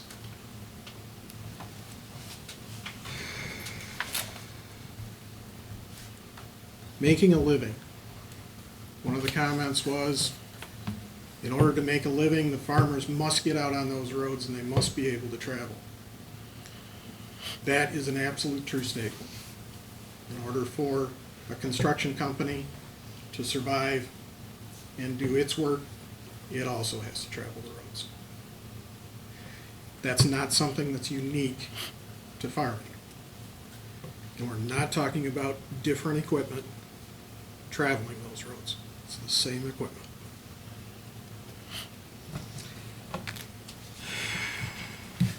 One of the items was perhaps signage on the roadways.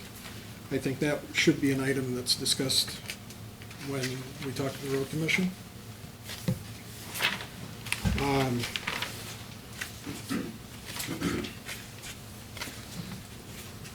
Sales of the homes, we heard a lot that the sale price of the home will be completely devastated. They'll never be able to sell. I don't have the backup to say that there will be no decrease, but I didn't hear anyone that said that provide any backup to show that it's going to happen. There's gravel mining being proposed up in Harrison, and I sat through those meetings where the attorneys for the sand and gravel mining brought forth documentation that showed that it did not decrease the value. Now, we didn't prepare anything like that, but just keep in mind, those are wild statements that are not substantiated.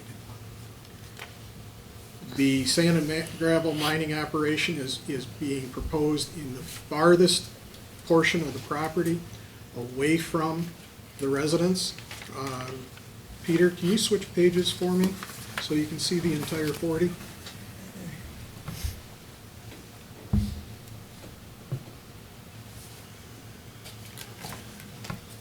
Okay. So that's the entire 40. So what you're looking at is this area up there. Why my hand's bouncing? But it is the farthest extreme point that we can get away from the two residents that are out there.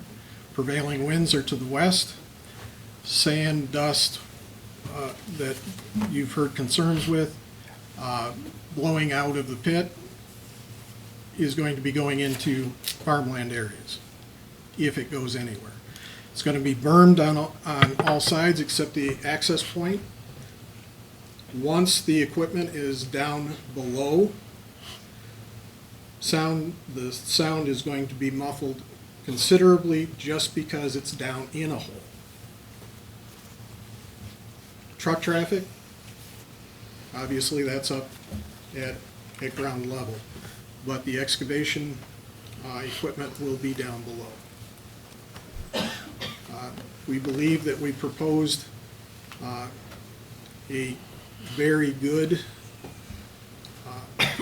screening around the active areas and how that they would be moved from cell to cell and how they would be modified. Again, we're looking at a specific timeline to do so, and we're only working within that northeasterly 10 acres. At such time that that is exhausted, we would need to be in front of you again with another plan showing if we were going to continue, how that would continue. So it's not going to be an open free-for-all, open 40 acres up, and not get it rehabbed before we move on to the next. So, I've tried to answer most of the questions that have come up. Special uses, you're not setting precedents. Every special use is a different set of circumstances. We believe that we have taken the comments that we received 2 years ago and tried to work with them as much as possible to temper the project and work with the surrounding area as much as could be expected. So if you do have any questions for me, I'd be happy to answer them. We do have the owners of the property here. I do think that the taxes still say Daniel Zalid, but Jeremy Zalid has bought out that portion, so we have both of the owners here today. So, it's open for questions from commissioners. So you said that we'd be doing one cell at a time. What's the duration of that predicted to be? It's a 5-year period. Total? Total on the 3 cells. On the 3 cells. And the first year will be working in the very northeast quadrant. That will be mined out along an edge so that it can be rehabbed as we move into the other sections. Stored on site? Stockpiled? Stockpiled. Stockpiled, yes.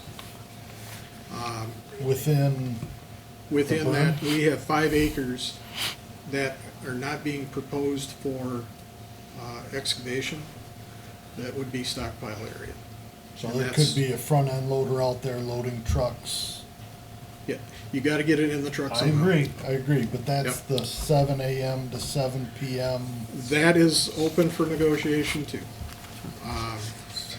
The construction activities in the summertime typically are at 7 to 7.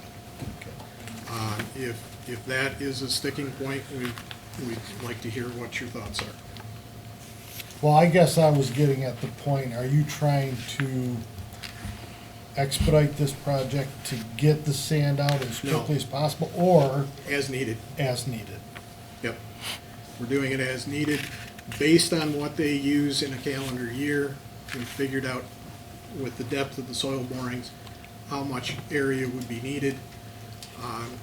One of the items that, when we were talking with the owners, that last time it was an open request, and how long is it gonna take? Well, I don't know. We've got 40 acres to dig out. That's probably 20 years. So this restricts it, allows the activity to be done away from the residents as much as possible, limits the size of it. You can see how the rehab goes before you were ever asked to let another phase go. So just, so the fleet of trucks that are moving the sand out are not owned by this company? Fleet of trucks is their Who- trucks. Is it? So their control of the people driving in and out, it's not just anybody who No, needs sand? this is not a Hupsher pit or a Fisher pit. Okay. That their business is to sell sand and gravel. This is to provide a supply to Isabella Corporation near the areas where they work, so that they can competitively bid projects. Okay, so will there be a scale system out here? There won't need to be a scale system because it's their own. Could you clarify, is it true that the property is actually for sale, or is that not the case? No, it is for sale, and it has been for sale. Tim, you also mentioned the bald eagle expert. You said that if this were approved, they would come out then and check the site. Can you kind of give me I'm not quite understanding that. Maybe that's not what you said. I have driven the area. The limits at which you're to protect nesting Mhm. is 600 or 660 feet. It's in that document. Basically, it's an eighth of a mile. So within an eighth of a mile, we don't, if they're not nesting on the site, they have to be nesting within basically 2 football fields. If you were to drive down to Ithaca, in the small woods by the railroad tracks next to the large structures that they just built and the cranes and all the activities, there's an active beagle's nest there. They also have that boundary staked out that no equipment can go past this point from that eagle's nest. So we don't have an eagle's nest within the area of consideration shown in the guidelines. Where the eagle's nest is, to be quite honest, I'm not certain. I do know that the eagles frequent that area. My office is not that far away. We see eagles flying over top. I'm on Broomfield Road. We see them coming over our area also. You know, the nice part about it is we see them all through the township. We see them downtown. So, but the criteria that we have to follow, we are not in violation. The fella from Fish and Wildlife said that he would come out and take a look if there was a concern.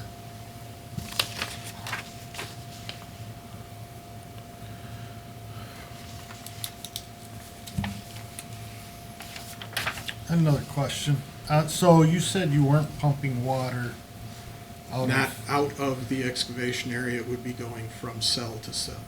cell to cell. So on your first cell, First cell will because have. we know when you dig a basement where all the water goes, right? You drain the property, because that would be my biggest concern as a farmer, is that not that we have a moisture problem. Well, we have a moisture problem this Problem year. right now. So you might be doing them a favor for a little bit, but everything's gonna try and get to that pit, right? The water's gonna try and get there. Yep. So And what if you you're- have to do is dig a secondary low spot to be able to pump to. And what you do is you berm that up higher than what your water table is, fill it, dig what you can, and then go through the process again. Okay. But discharging off-site creates a number of difficulties in permitting with MDEQ, because you have the potential of impacting the water table. Doing it in this manner, you do not. What is the effect of the operation on the water quality that does get retained on site? That is why you have the safety program and the spill protection. They set that up through Eagle and also through, what's the mining? MSHA. So you have to be permitted, and your safety and environmental protections have to be approved through both.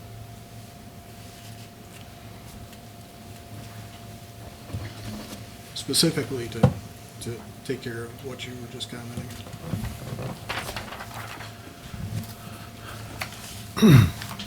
I have a couple of questions. You mentioned you've had the property bored to get a feel for what's down there, correct? What proportion of it is like loose sand, and what proportion, I guess what I'm trying to get at is how much actual like digging through rock and crushing is going to be involved, and how much of it is actually just sand being taken out of the I ground? think soil borings, Jim, can you answer? It's hard to tell with looking at the soil borings. It's going to be more sand than there is gravel. On the borings, it indicated there was some stone there. Whether it's worth trying to make, screen out or do anything with, you just have to open it up and actually look at it. But right now, our intent is just basically dig it out with an excavator and put it on a truck all in the way. Okay, because Until stone gets to larger than 2-inch size, it fits within MDOT's Class 2 sand, which is what people use to build with. But I guess I was reading up on some of the stuff that was sent, the links and so on. Is there going to be any crushing operation as part of this? I don't anticipate there will. Okay. And then my other question at the present time is, if I'm a I don't know the right terminology, but if I'm running the bulldozer or the big piece of equipment that's out there, or I'm working in the pit, am I wearing any specialized breathing equipment to deal with dust? I mean, what does my OSHA say about that? Do people wear protective equipment that are right there? Not, If there's dust present, yes. Typically, what we try to do is minimize the dust just to avoid that. Mining Safety and Health has a long list of requirements, and when they come out at least annually in this area to inspect your pits, that's part of what they look at. So it's up to the employer, just like with my OSHA, if you're cutting sidewalk, if you're doing anything, if you're making dust with the new silica standard, it's the employer's responsibility to make sure that not only that personal protective equipment is provided, but also that the employees wear it. Mm-hmm. And Answer your question. yeah, you did. It prompts other questions, but so then there are other steps that you can take on site to reduce the amount of dust that's going up into the air, to the point where your workers might not even be required to wear personal protective equipment. Is my understanding that correctly? that is correct. Again, what basically you have is the typical operation will be taking the bucket of dirt with an excavator out of the ground, placing it on a truck. Where you start running into dust issues are, if you're, like say, you're crushing, you're picking the material off, you're running it through, you're breaking up stone, creating dust, and also, or if it's dry, where you've got sand piles standing up, and you've got probably the bigger sources of dust are going to be the traffic, which we just have to, and I've already talked to the road commission about entering into a road agreement that, we're going to be providing the brine to keep the dust down. It's about the only thing you can realistically do to keep the dust from the traffic down. And that will apply to the roads also. Does MIOSHA have any standards regarding dust generation and distance away from the place where it's being generated? They do, and there's monitors that need to be placed on the external perimeter. Do you know how far they go out? No, I don't. It's not one of my backgrounds. The only thing that I can tell you is listening to, up at Harrison, it was Hayes Township, listening to the presentation there, monitoring was at the property edge. How frequent, I don't know what the frequency is. Okay. But Cool. it's within the guidelines that you're obtaining your permits through. Yeah. Well, in your case, you are at the edge of your property, so. You mentioned that there were, and then I'll shut up because I realize I'm suddenly dominating this, but you mentioned that there was an operation down near Vestaburg Yes. that has since been returned to, were there residences nearby those, do you know? Yes. So Like there's, the homeowner so who there's, we leased the ground from lived right there at the site. so there's a history of, It's on the corner of Yankee and Pine Grove Road, okay. on the east side of the road, if anybody wants to go. So individuals could talk to those people to find out what their experiences were with, was it a similar magnitude of operation or No, bigger it's- or smaller? Much more. We did crushing, we did the whole operation there. That was your operation? It was, yes. Okay, all right. So it can, the ground can be turned, and it's probably better than what it was because it was too stony when we got there, and there's less stone than there now at farms. Yes. I'd be happy to provide that contact for the commission. Thank you.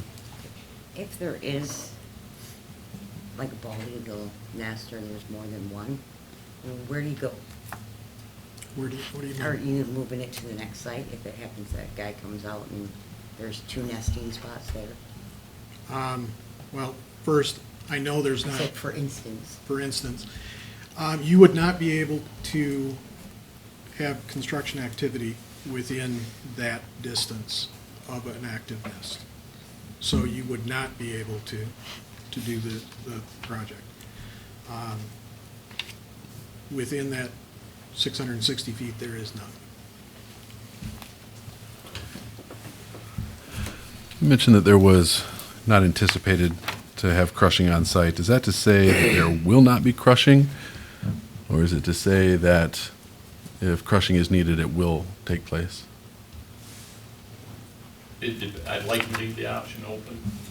Again, if we were to bring a crusher, it would be down, literally down below grade level. And, but again, we're asking, so if that's something that the commission has objection to, we don't have to crush it.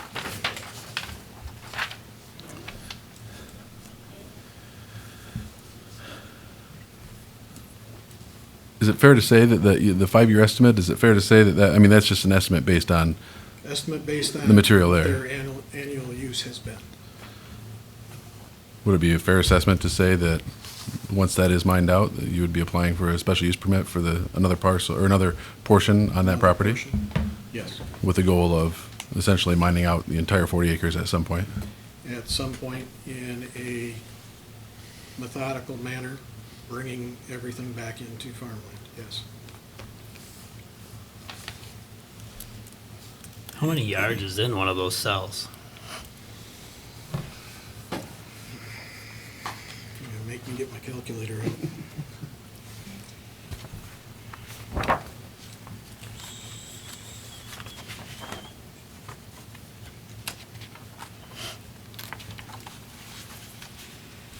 Hundred and 30,000 yards Times 3.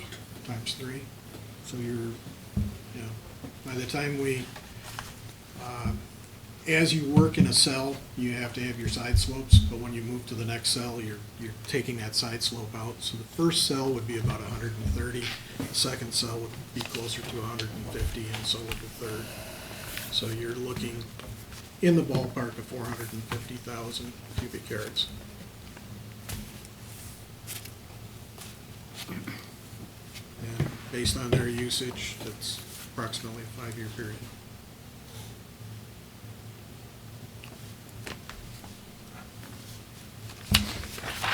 Can you talk a little bit more about the unusable material that'll be used to replace the mine material? We had one of the commenters talk about the legal description of what that looks like.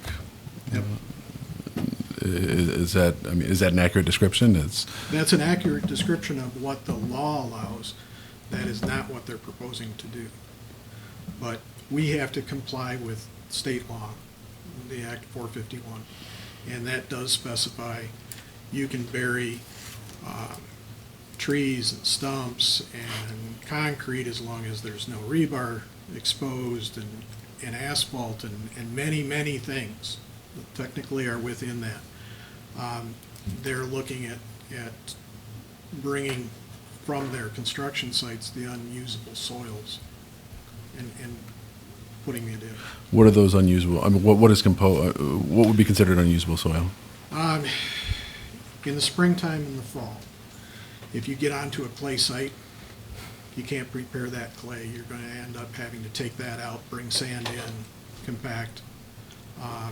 Just as soon as moisture gets to the clay that we have in this area, it turns gummy. We can't get the compaction out of it. We can't get the strength out of it. There's 3 months that working with the clay in this area is really good, and it creates very good base material. Other than that, it doesn't. So the clay is what would be going back in? Clay, topsoil.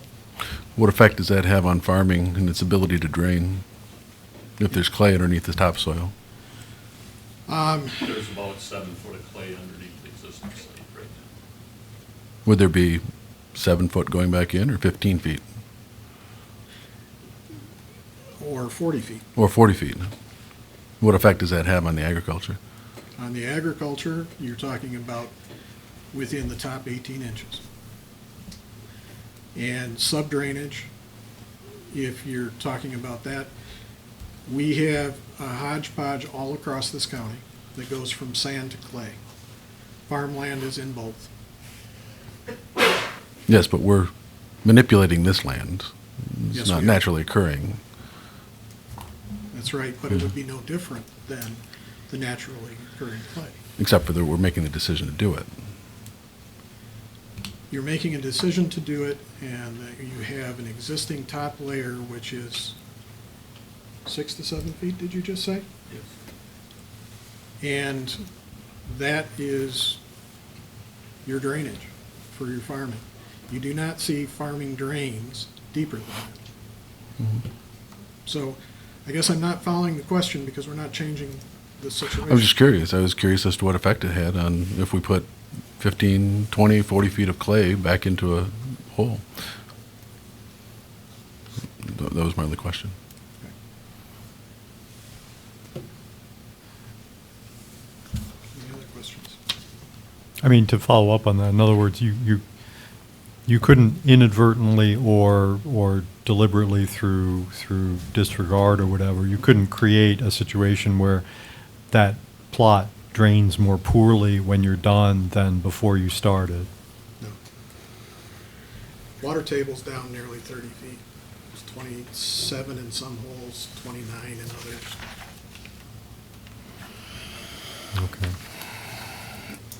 Okay. Were those done when you, is that the average water table, or? Yeah, that was the average water table across the 40. There were a number of holes put through all across that field, and they went down to 50 feet.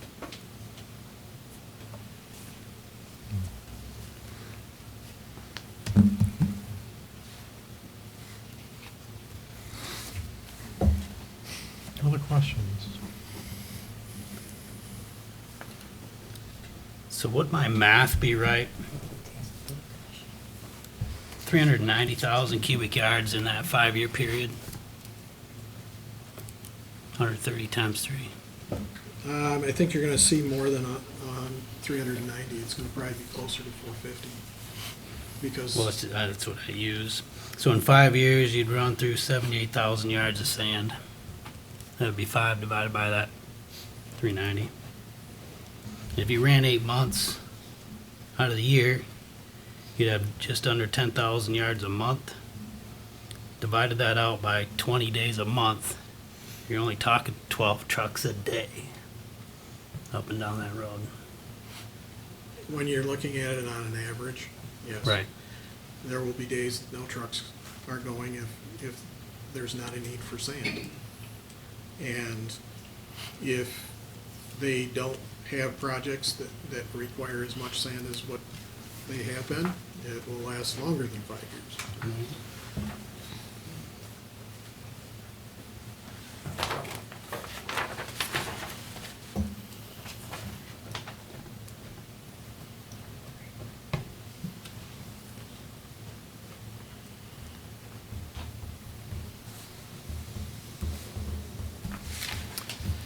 Is this the smallest scale project that's feasible or worthwhile? Within Or? reason, yeah, we took it down to as small an area as we could get, because you have to remember, when we start getting down to depth, we've got our side slopes coming down that we have to establish.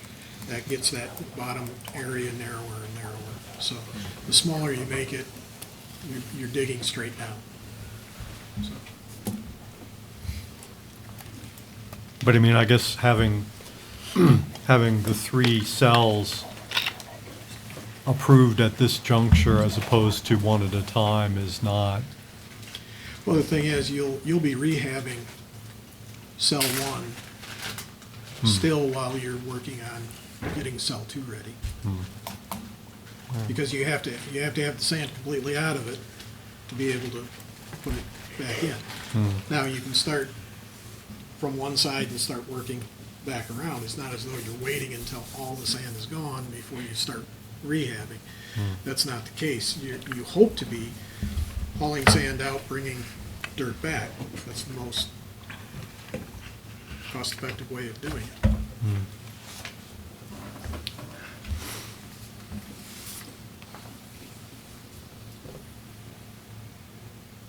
Other questions?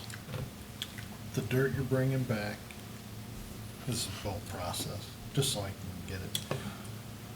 The dirt you're bringing back to fill the holes, the cells, stays on top until the cell's No. finished.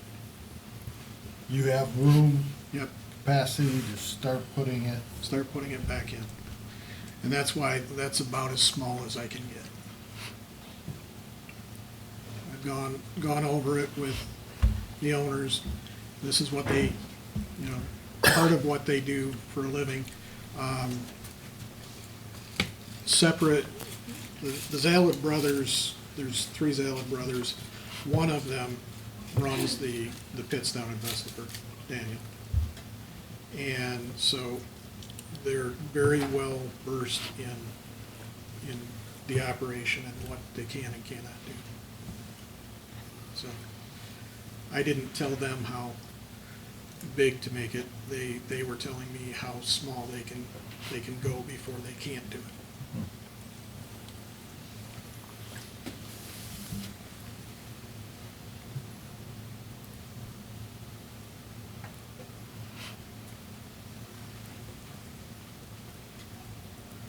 Other questions for the applicant?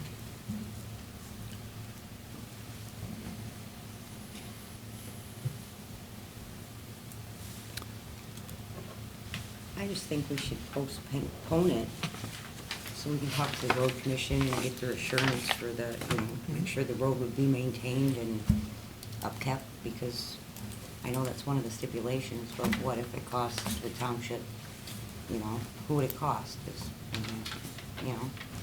I'd like to know that, but. Yeah, well, the next step in this obviously is for us to talk about it and determine what we're going to do. So I just wanted to see if there were any more questions for Tim at the moment. If not, then you've been standing a while, so I'll let you have a seat.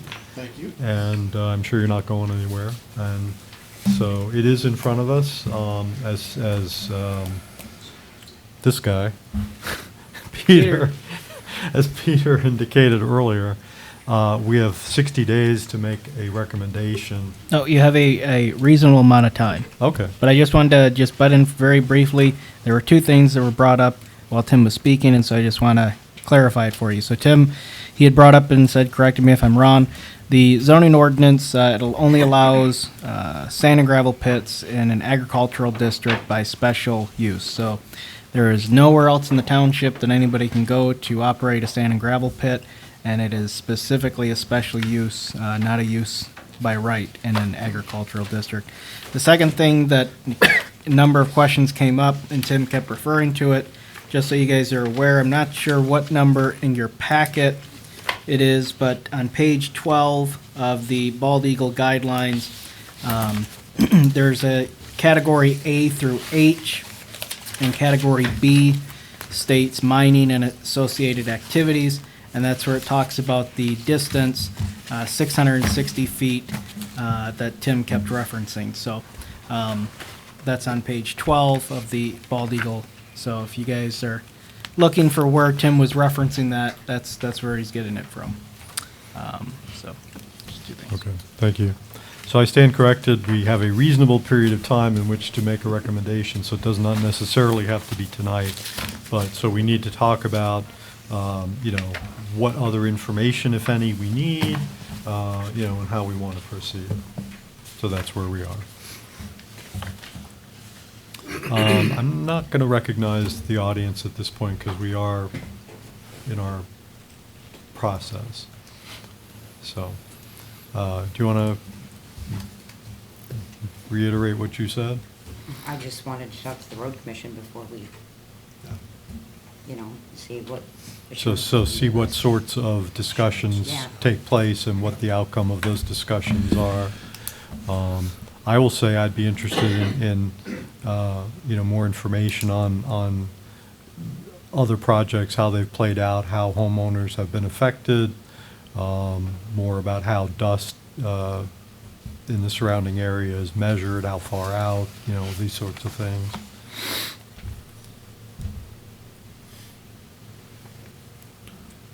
Other piece I had a concern about was trying to get some clarity on this bald eagle nesting thing, and I didn't hear what I thought I needed to hear, and that's that, there's a perspective that will bring the expert in after it's approved. I would expect us to bring the expert in before we approve it, because there's an assertion that that it's outside of the 660 feet. Why would we even bring an expert in if we know that to be fact? So there seemed to be a concession that it would be brought in if there was a concern. That's what was stated. Well, if it's in fact more than 660 feet away, why would we need to confirm that? So just that's a concern that I have.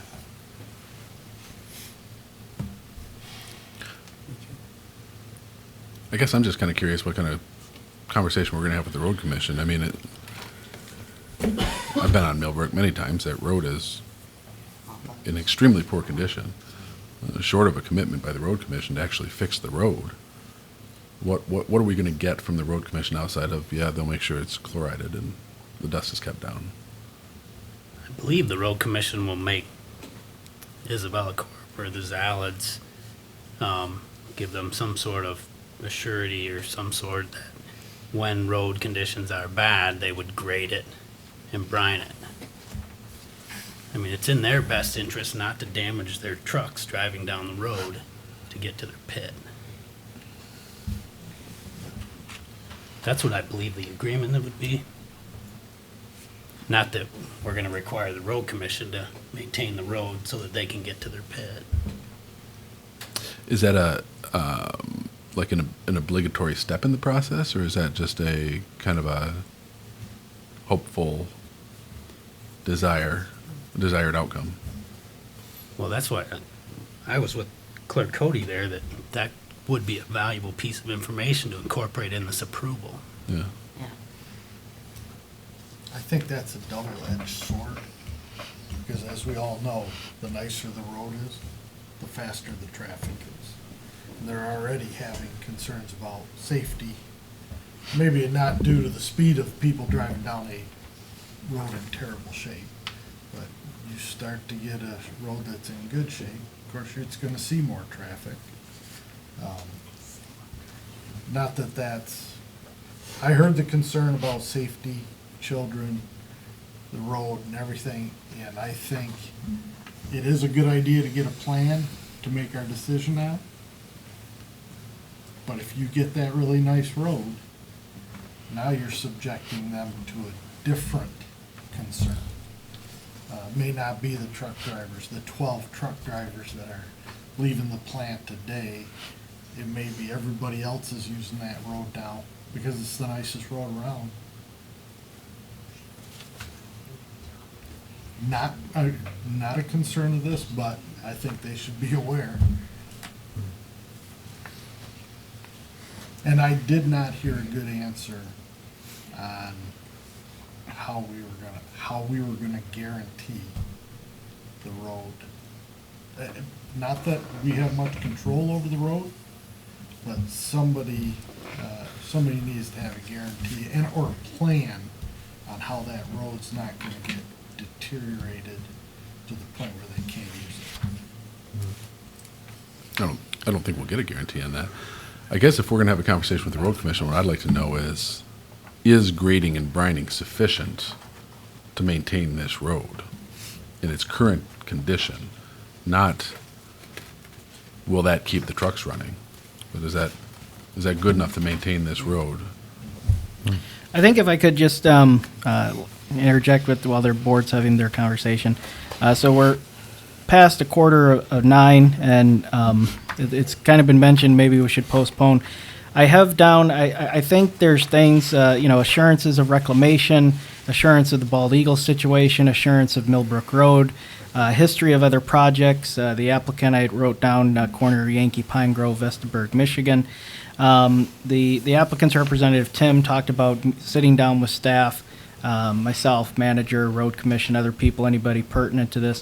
And so I think to make this a better application and for you guys to actually give a thorough and correct recommendation to the Board of Trustees that is worthy of this project, I do think it would be in your best interest to just postpone it until next meeting. Let us work on these issues. Not to say that if we come back in January that this is going to then be approved, but I think at this point we need a better application than what we have, filling in some of the holes, the questions that have been brought up, and so that we don't spend any more time here, get it to be 10 o'clock, trying to get this one, figured out. I think the other concern that they had is the hours of operation and whether they would have a discussion about a different hours of operation. And I heard an openness to that. Yes. Go ahead. I do have a couple more questions. One is on dust mitigation. Driving in and out on gravel roads, the weight of the trucks is going to generate a lot of dust. And typically nobody monitors at the perimeter of their site. So you almost have to be proactive, wetting it down, whatever means you have to keep the dust down. But I'd like to see a plan for that.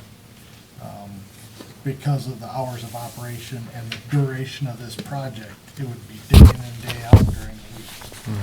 The other question I had, and this may be more to Tim, is it looked like the drive came out on the southwest, the southern, is that right? Middle of the property. What is the traffic pattern, the typical, when you're leaving this area, are you heading north? What's the best way for you guys to get out of that area? Because that's the route that's gonna be taken. They're talking to the road commission, they would rather, because of the S-curve issues over on Crawford, they would prefer us to go north. Prefer you to go north? And if that's the case, I think you could consider putting the drive as far north on Lincoln as you can, so you're not affecting the corner, you're not tearing it up. I'm just saying, I don't know the feasibility, but Yeah.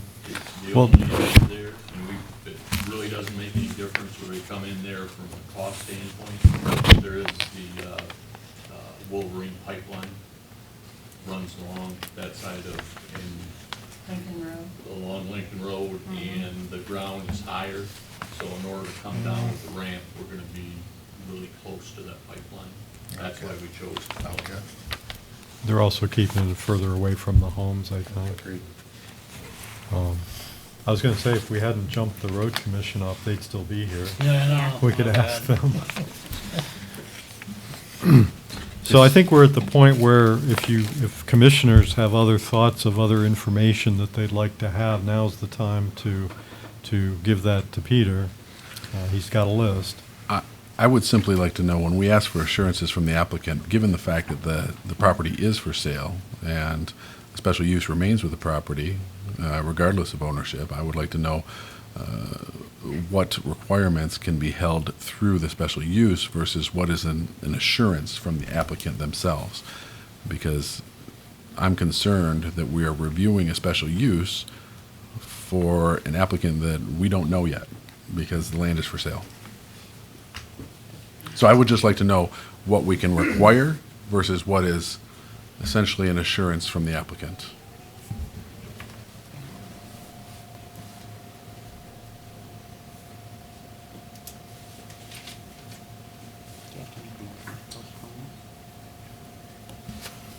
If that's the intention, yes. I believe if we have a lot of questions that need to be answered, I think Peter stated it well. These are the things that have been captured. It'll help us to make a more informed decision as we go forward and having all of these questions answered, so. Do you need a motion to postpone? Yes. I will make a motion to postpone the, this SUP 2019-7 and regarding finding answers to our questions. Second. Are you postponing till our January meeting? Yes. Okay. So the motion was by Webster and the second was by Shingles to postpone any further consideration of this special use permit application until our January meeting and pending the submission of additional information to the commission. Now, Peter, there with a holiday in here, do you feel that we have the ability to get those answers for the January meeting? Well, we'll see. I mean, you guys want to postpone to January, and we'll see where we're at then. And we'll have what we have ready for you, and you guys Okay. can make a decision at that time if you need to move to February. And Peter, how do we define a reasonable time? We've never really defined it, and it's never been, since I've been here, I guess, challenged. So I think we've always done a good job at only taking a reasonable time and not taking an unreasonable amount of time. I would encourage us to try to get that answer for January. Though Yeah. I would say, playing devil's advocate, that a reasonable amount of time is whatever amount of time it takes us to get answers that we have to any concerns. So I wouldn't hold us just to 30 days if more time is needed. Do you have a comment? Yeah, just a suggestion, since, is it 30.3A is an integral part of this decision. I mean, just in essence of saving people time and effort, should we go through these? If it passes all this criteria, then I would suggest we move forward with what's being described here. If it doesn't meet this criteria, then that saves everybody the time nobody has to do any more work. Just a suggestion. Well, right now, there's a motion to postpone, second, so before we decide anything else, you guys are gonna have to either retract that motion or or vote on that motion. I call for the question. Okay. Then we'll vote on the motion. The motion is to postpone further consideration until the January meeting. Any further discussion on the motion itself? If not, all in favor of the motion, please say aye. Aye. Aye. Opposed? Nay. In the opinion of the speaker, the motion carried 7-1. Definitely by a majority. So I would just comment myself that I think there's enough of the information that's going to help us with even number one, that it's going to, I think it would be hard to kind of start going through those without some of that information. So- Well, and to Commissioner LaBelle's point, I think we have to remember, because it was stated in Denise Richards' letter, that Peter indicated that a lot of what we examine in our ordinance is subjective, and it is subjective. It's not, it is or it isn't. It's a lot of why isn't it, what is it, how is it? And so there's a lot of subjectivity to it, which leads us to having some of these questions answered so that we can at least be a little bit more informed, because at the end of the day, it's going to be our opinion. Yeah. Yeah. Okay, thank you. Do you have like a procedural question or something? I'll recognize Mr. Beebe briefly. I was just hoping that Peter or someone would give me the list of our questions, and at the same time perhaps send it out to the planning commission members, or if you could email, make sure that everybody's in consensus and bring it back to you what you need. I just want to make sure that we're prepared for you. Yeah, and I have, the general themes. If there's anything, if anybody wants to, rewatch tonight's meeting, catch to see if anything, just send me an email, let me know, and we'll get right on looking into it. Okay. So those are the new business items, so we just have a few brief remaining things. Is there any other business that needs to come before us tonight? I do have other business on a brief discussion on the Broomfield Den project. We had a presentation earlier this year. They've been diligently waiting for some kind of feedback from that presentation, and Tim was here before us last month with a kind of draft proposed text amendment that they possibly may turn in. I have the copy here for you for those that don't have it with them from last month. And so I just wanted to briefly go over that with them to try to give them some kind of feedback. No more than probably 15-20 minutes. Okay, so what are you wanting to do? You want our feedback?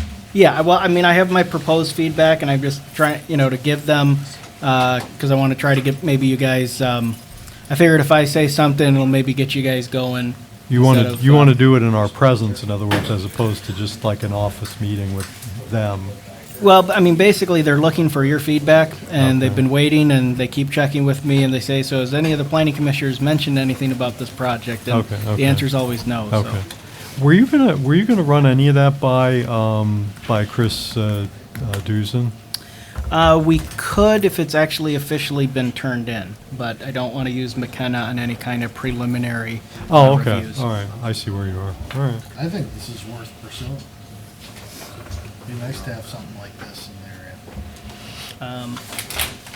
Yeah, so I do have Bring it. copies here. Yeah, nice. Have on the agenda. Yes, it might have been nice to have, so we could do.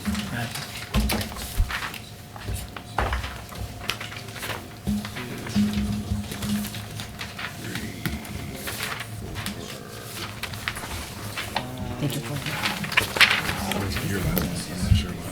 I was So basically, what when breaking down what Tim has proposed here, there's more than more than 5 criteria, but here he's kind of proposing text amendments to 4 out of, I believe, 8 criteria that in our current zoning ordinance talks about a multi-use. This is retail on the first floor, residential on the second story.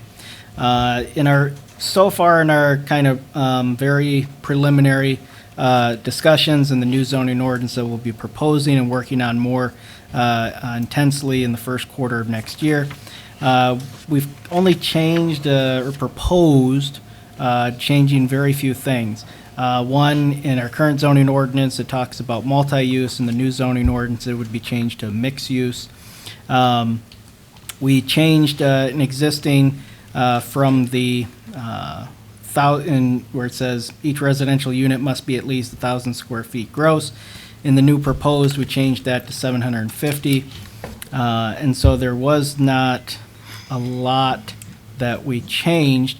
But I remember from my notes that there was an openness to, we do, of course, want to promote this kind of development. And we probably need to change what we currently have. From my own personal review of this, the best way to kind of call this is what Tim's calling for is kind of a combination or marriage of B5 and R3A. What he's proposed is not necessarily permitted in a B5 district, but allowed in a R3A district, specifically in number 2, where he talks about the 1 through 4 units, 5 through 6 units, 7 through 24, on and on. That's kind of directly right from the R3A district, their regulations for multifamily units, I believe, for both the 4 and 5 units. And so a lot of what he's kind of proposed is not necessarily new language to our zoning ordinance, but it is found in different locations. And so I guess, my kind of thoughts to you guys is what he's proposing is not radically different than what you would see in the township, but not necessarily see in a B5 district. You'd see part of it in a B5, part of it in R3A. But that's the idea of the Bluegrass Center, that we want to promote these kind of mixed uses. And the Bluegrass Center in the master plan, the parcels are either zoned B4, B5, or R3A. So allowing on one parcel kind of a combination of those uses would be meeting the intent of the master plan. Some concerns that I would have is maybe in a proposed text amendment, keeping it, I guess, more confined, not changing anything really that you might not have to, where he's kind of added the words family residential structure, family residential unit, and kind of added in there what our current zoning ordinance defines as a family, one more person, yada, yada.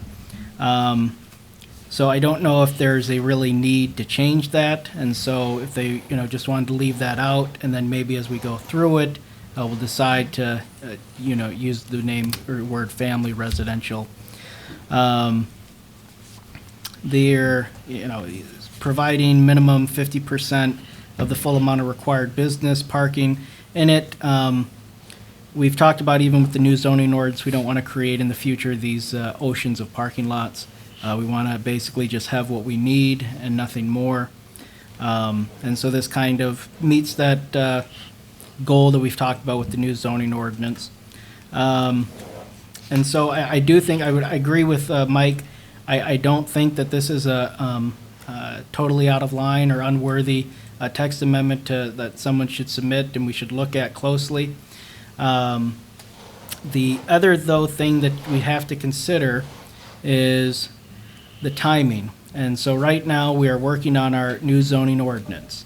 And if this was submitted, I would think that you guys would want to not rush this through, with a text amendment, map amendments, you have 60 days after the public hearing. And if we have our public hearing for January, that means you guys would be able to use, basically you wouldn't have to make a recommendation until the March Planning Commission meeting. You could make it in January, February, March, but the 60-day deadline would give you guys all the way to March. I don't know if you would use all 3 of those meetings, but I would think that you guys wouldn't want to be in a rush to make any kind of text amendment with the existing ordinance that then necessarily, if you decide as you're finishing the new zoning ordinance, well, that's not what we want to do, and then you're going to have a project that in between meets the old zoning ordinance but doesn't meet within what you want to do with the new zoning ordinance.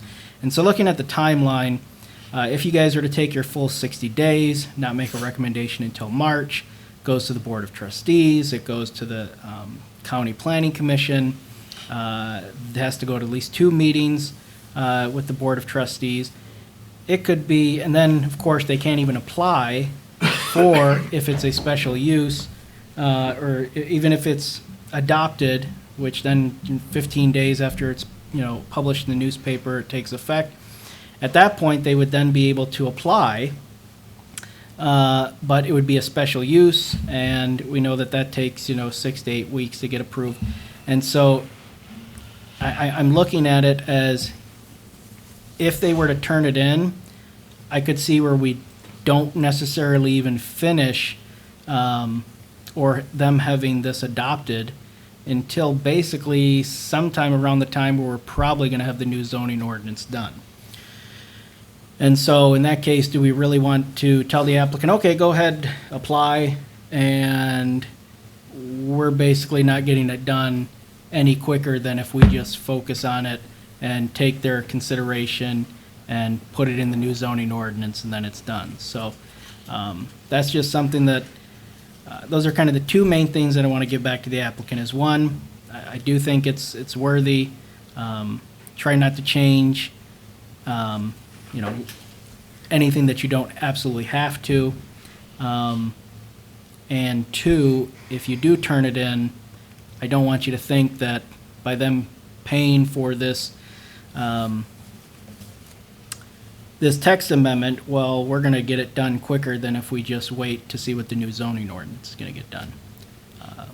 So you don't see any benefit with us discussing it with Chris? No, McKenna, we have contracted their services for the new zoning ordinance. I, really want to keep the scope of how we use them for that. And so if we have, we've had this feedback, and so when we're now working, because of course we broke down the ordinance into sections, now we're going to start looking at it as a whole from those sections. We have now more information than what we did at the time. We were going through this, like I said, we touched on this part and we realized we wanted to make some changes. We didn't really go into depth. But now we have a even if this doesn't become a proposed text amendment, we now have more detailed feedback as to what maybe we could change. And so I wouldn't use McKenna with this unless they actually did turn it in. I'll say this. Right now, when we come back and we're working with Chris, we're going to talk more about this. Whether they turn in a text amendment or not. If they do turn in a text amendment, then yeah, we're definitely going to be talking to McKenna about this to make sure that this works.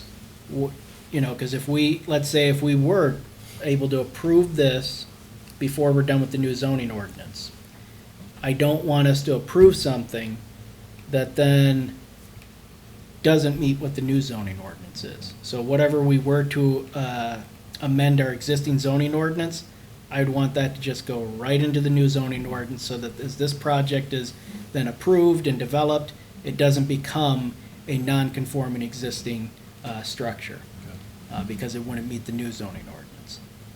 So I guess the thing is we're definitely going to work on this next year, and maybe for the applicant, they need an answer. They need, this quicker than, later, and we'll try to get, if they turn it in, we'll try to process it as quickly as we can, but we're not going to rush into a decision.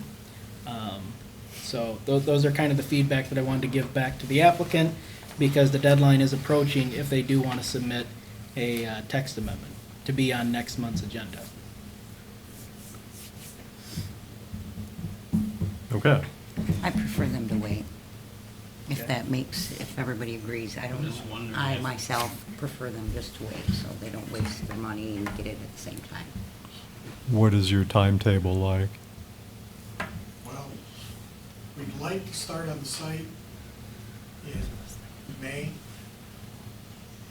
Usually our weather allows us, that's a clay site. We talked about clay earlier. It's a couple months that you can work it. We would probably be getting started mid to late May, but then you start backing up with, it would be a special use, correct? Mm-hmm. So therefore, I've got to go through the special use and the site plan. That's going to take me 2.5 months. roughly. So you start backing that up, and really, I need to turn in next week to get the process started to try and meet construction.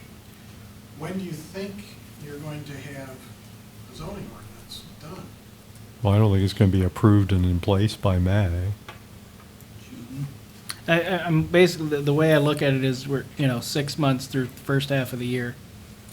So if I can't even start the process until June or July, and then I have 2.5 months, I'm gonna be into fall construction on that clay site. So I don't know that I have an option. I think I'm gonna have to turn in to hit next construction season. Yeah. The only thing, I mean, I agree with what Peter said in the sense that if we go to the trouble of amending our existing zoning ordinance with something like this, you want it to be pretty much something you would carry into the new one. It wouldn't make sense not to. The only concern I have with this is I just want to make sure that it's general enough that it's going to suit, other situations as opposed, because it's, it seems very specific, and therefore, I just want to make sure it's general enough that other projects would fall under it as well, and we won't be facing a similar situation 2 or 3 years down the road because somebody's got a slightly different project that they want to pursue. But otherwise, I think our zoning ordinance should be such that, we're not preventing good projects from taking place, especially ones that seem to, fall in the type of project that we're interested in encouraging.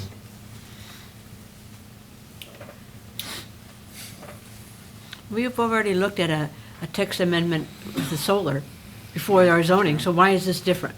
That's different because that one was completely fleshed out and actually recommended to us from McKenna. And so that was our consultant who actually, they wrote it, they recommended this is what we should put in the new zoning ordinance, and so we felt confident and comfortable with just putting it in the existing. Is that process available to others? Yeah. Where McKenna would, if they want to hire McKenna and they submit, yeah, But we're not going to ask McKenna to write someone an ordinance. Not directed from us, not paid from us, but Yeah. it's a route Yeah. that's available to somebody. But I mean, they're doing our whole zoning ordinance, Yeah. and we're paying them lots of money for it. Are you saying that if you sent Chris this and said, we're thinking we might want something like this incorporated into the new zoning ordinance, that's gonna cost all this extra money? Or No, that's what I'm saying. Whether we have an application turned in or not, we're going to be talking with Chris and about this, Yeah. and we have more. Whereas before we were limited in our feedback. So what do you guys want to change? Do you want to change anything with this? Yeah. We didn't have a lot of Okay. ammunition. But I mean, even if we do the one on our existing zoning ordinance, I would be interested in what his opinion is regarding the generality of this for, is this typical of something you might see in the zoning ordinance? That sort of thing. I would say we just let the applicant do what they need to do for their timing needs, and we'll do what we need to do for our needs to make sure that we're satisfying our own obligations for how we do our ordinance. How that falls in place is how it falls in place.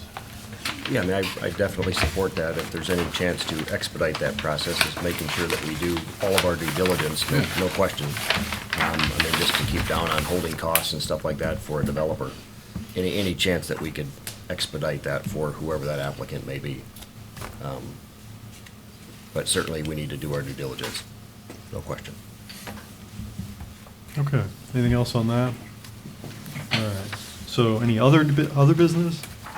All right, so this is everyone's favorite part of the meeting, especially now, extended public comment. Anybody who would like to address the planning commission on any item, whether it was on tonight's agenda or not, they're invited to do so at this time. We just ask that you give us your name and address for the minutes and limit your comments to 5 minutes. Extended public comments open at 9:43.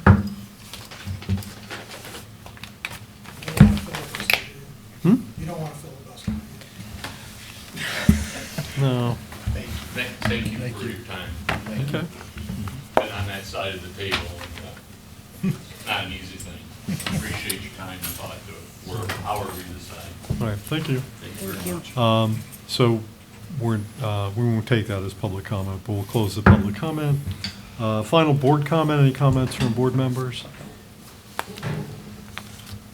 Okay, well, if not, then great holidays and see everyone in January. And we've completed our agenda such as it was for tonight, so we stand in adjournment until then.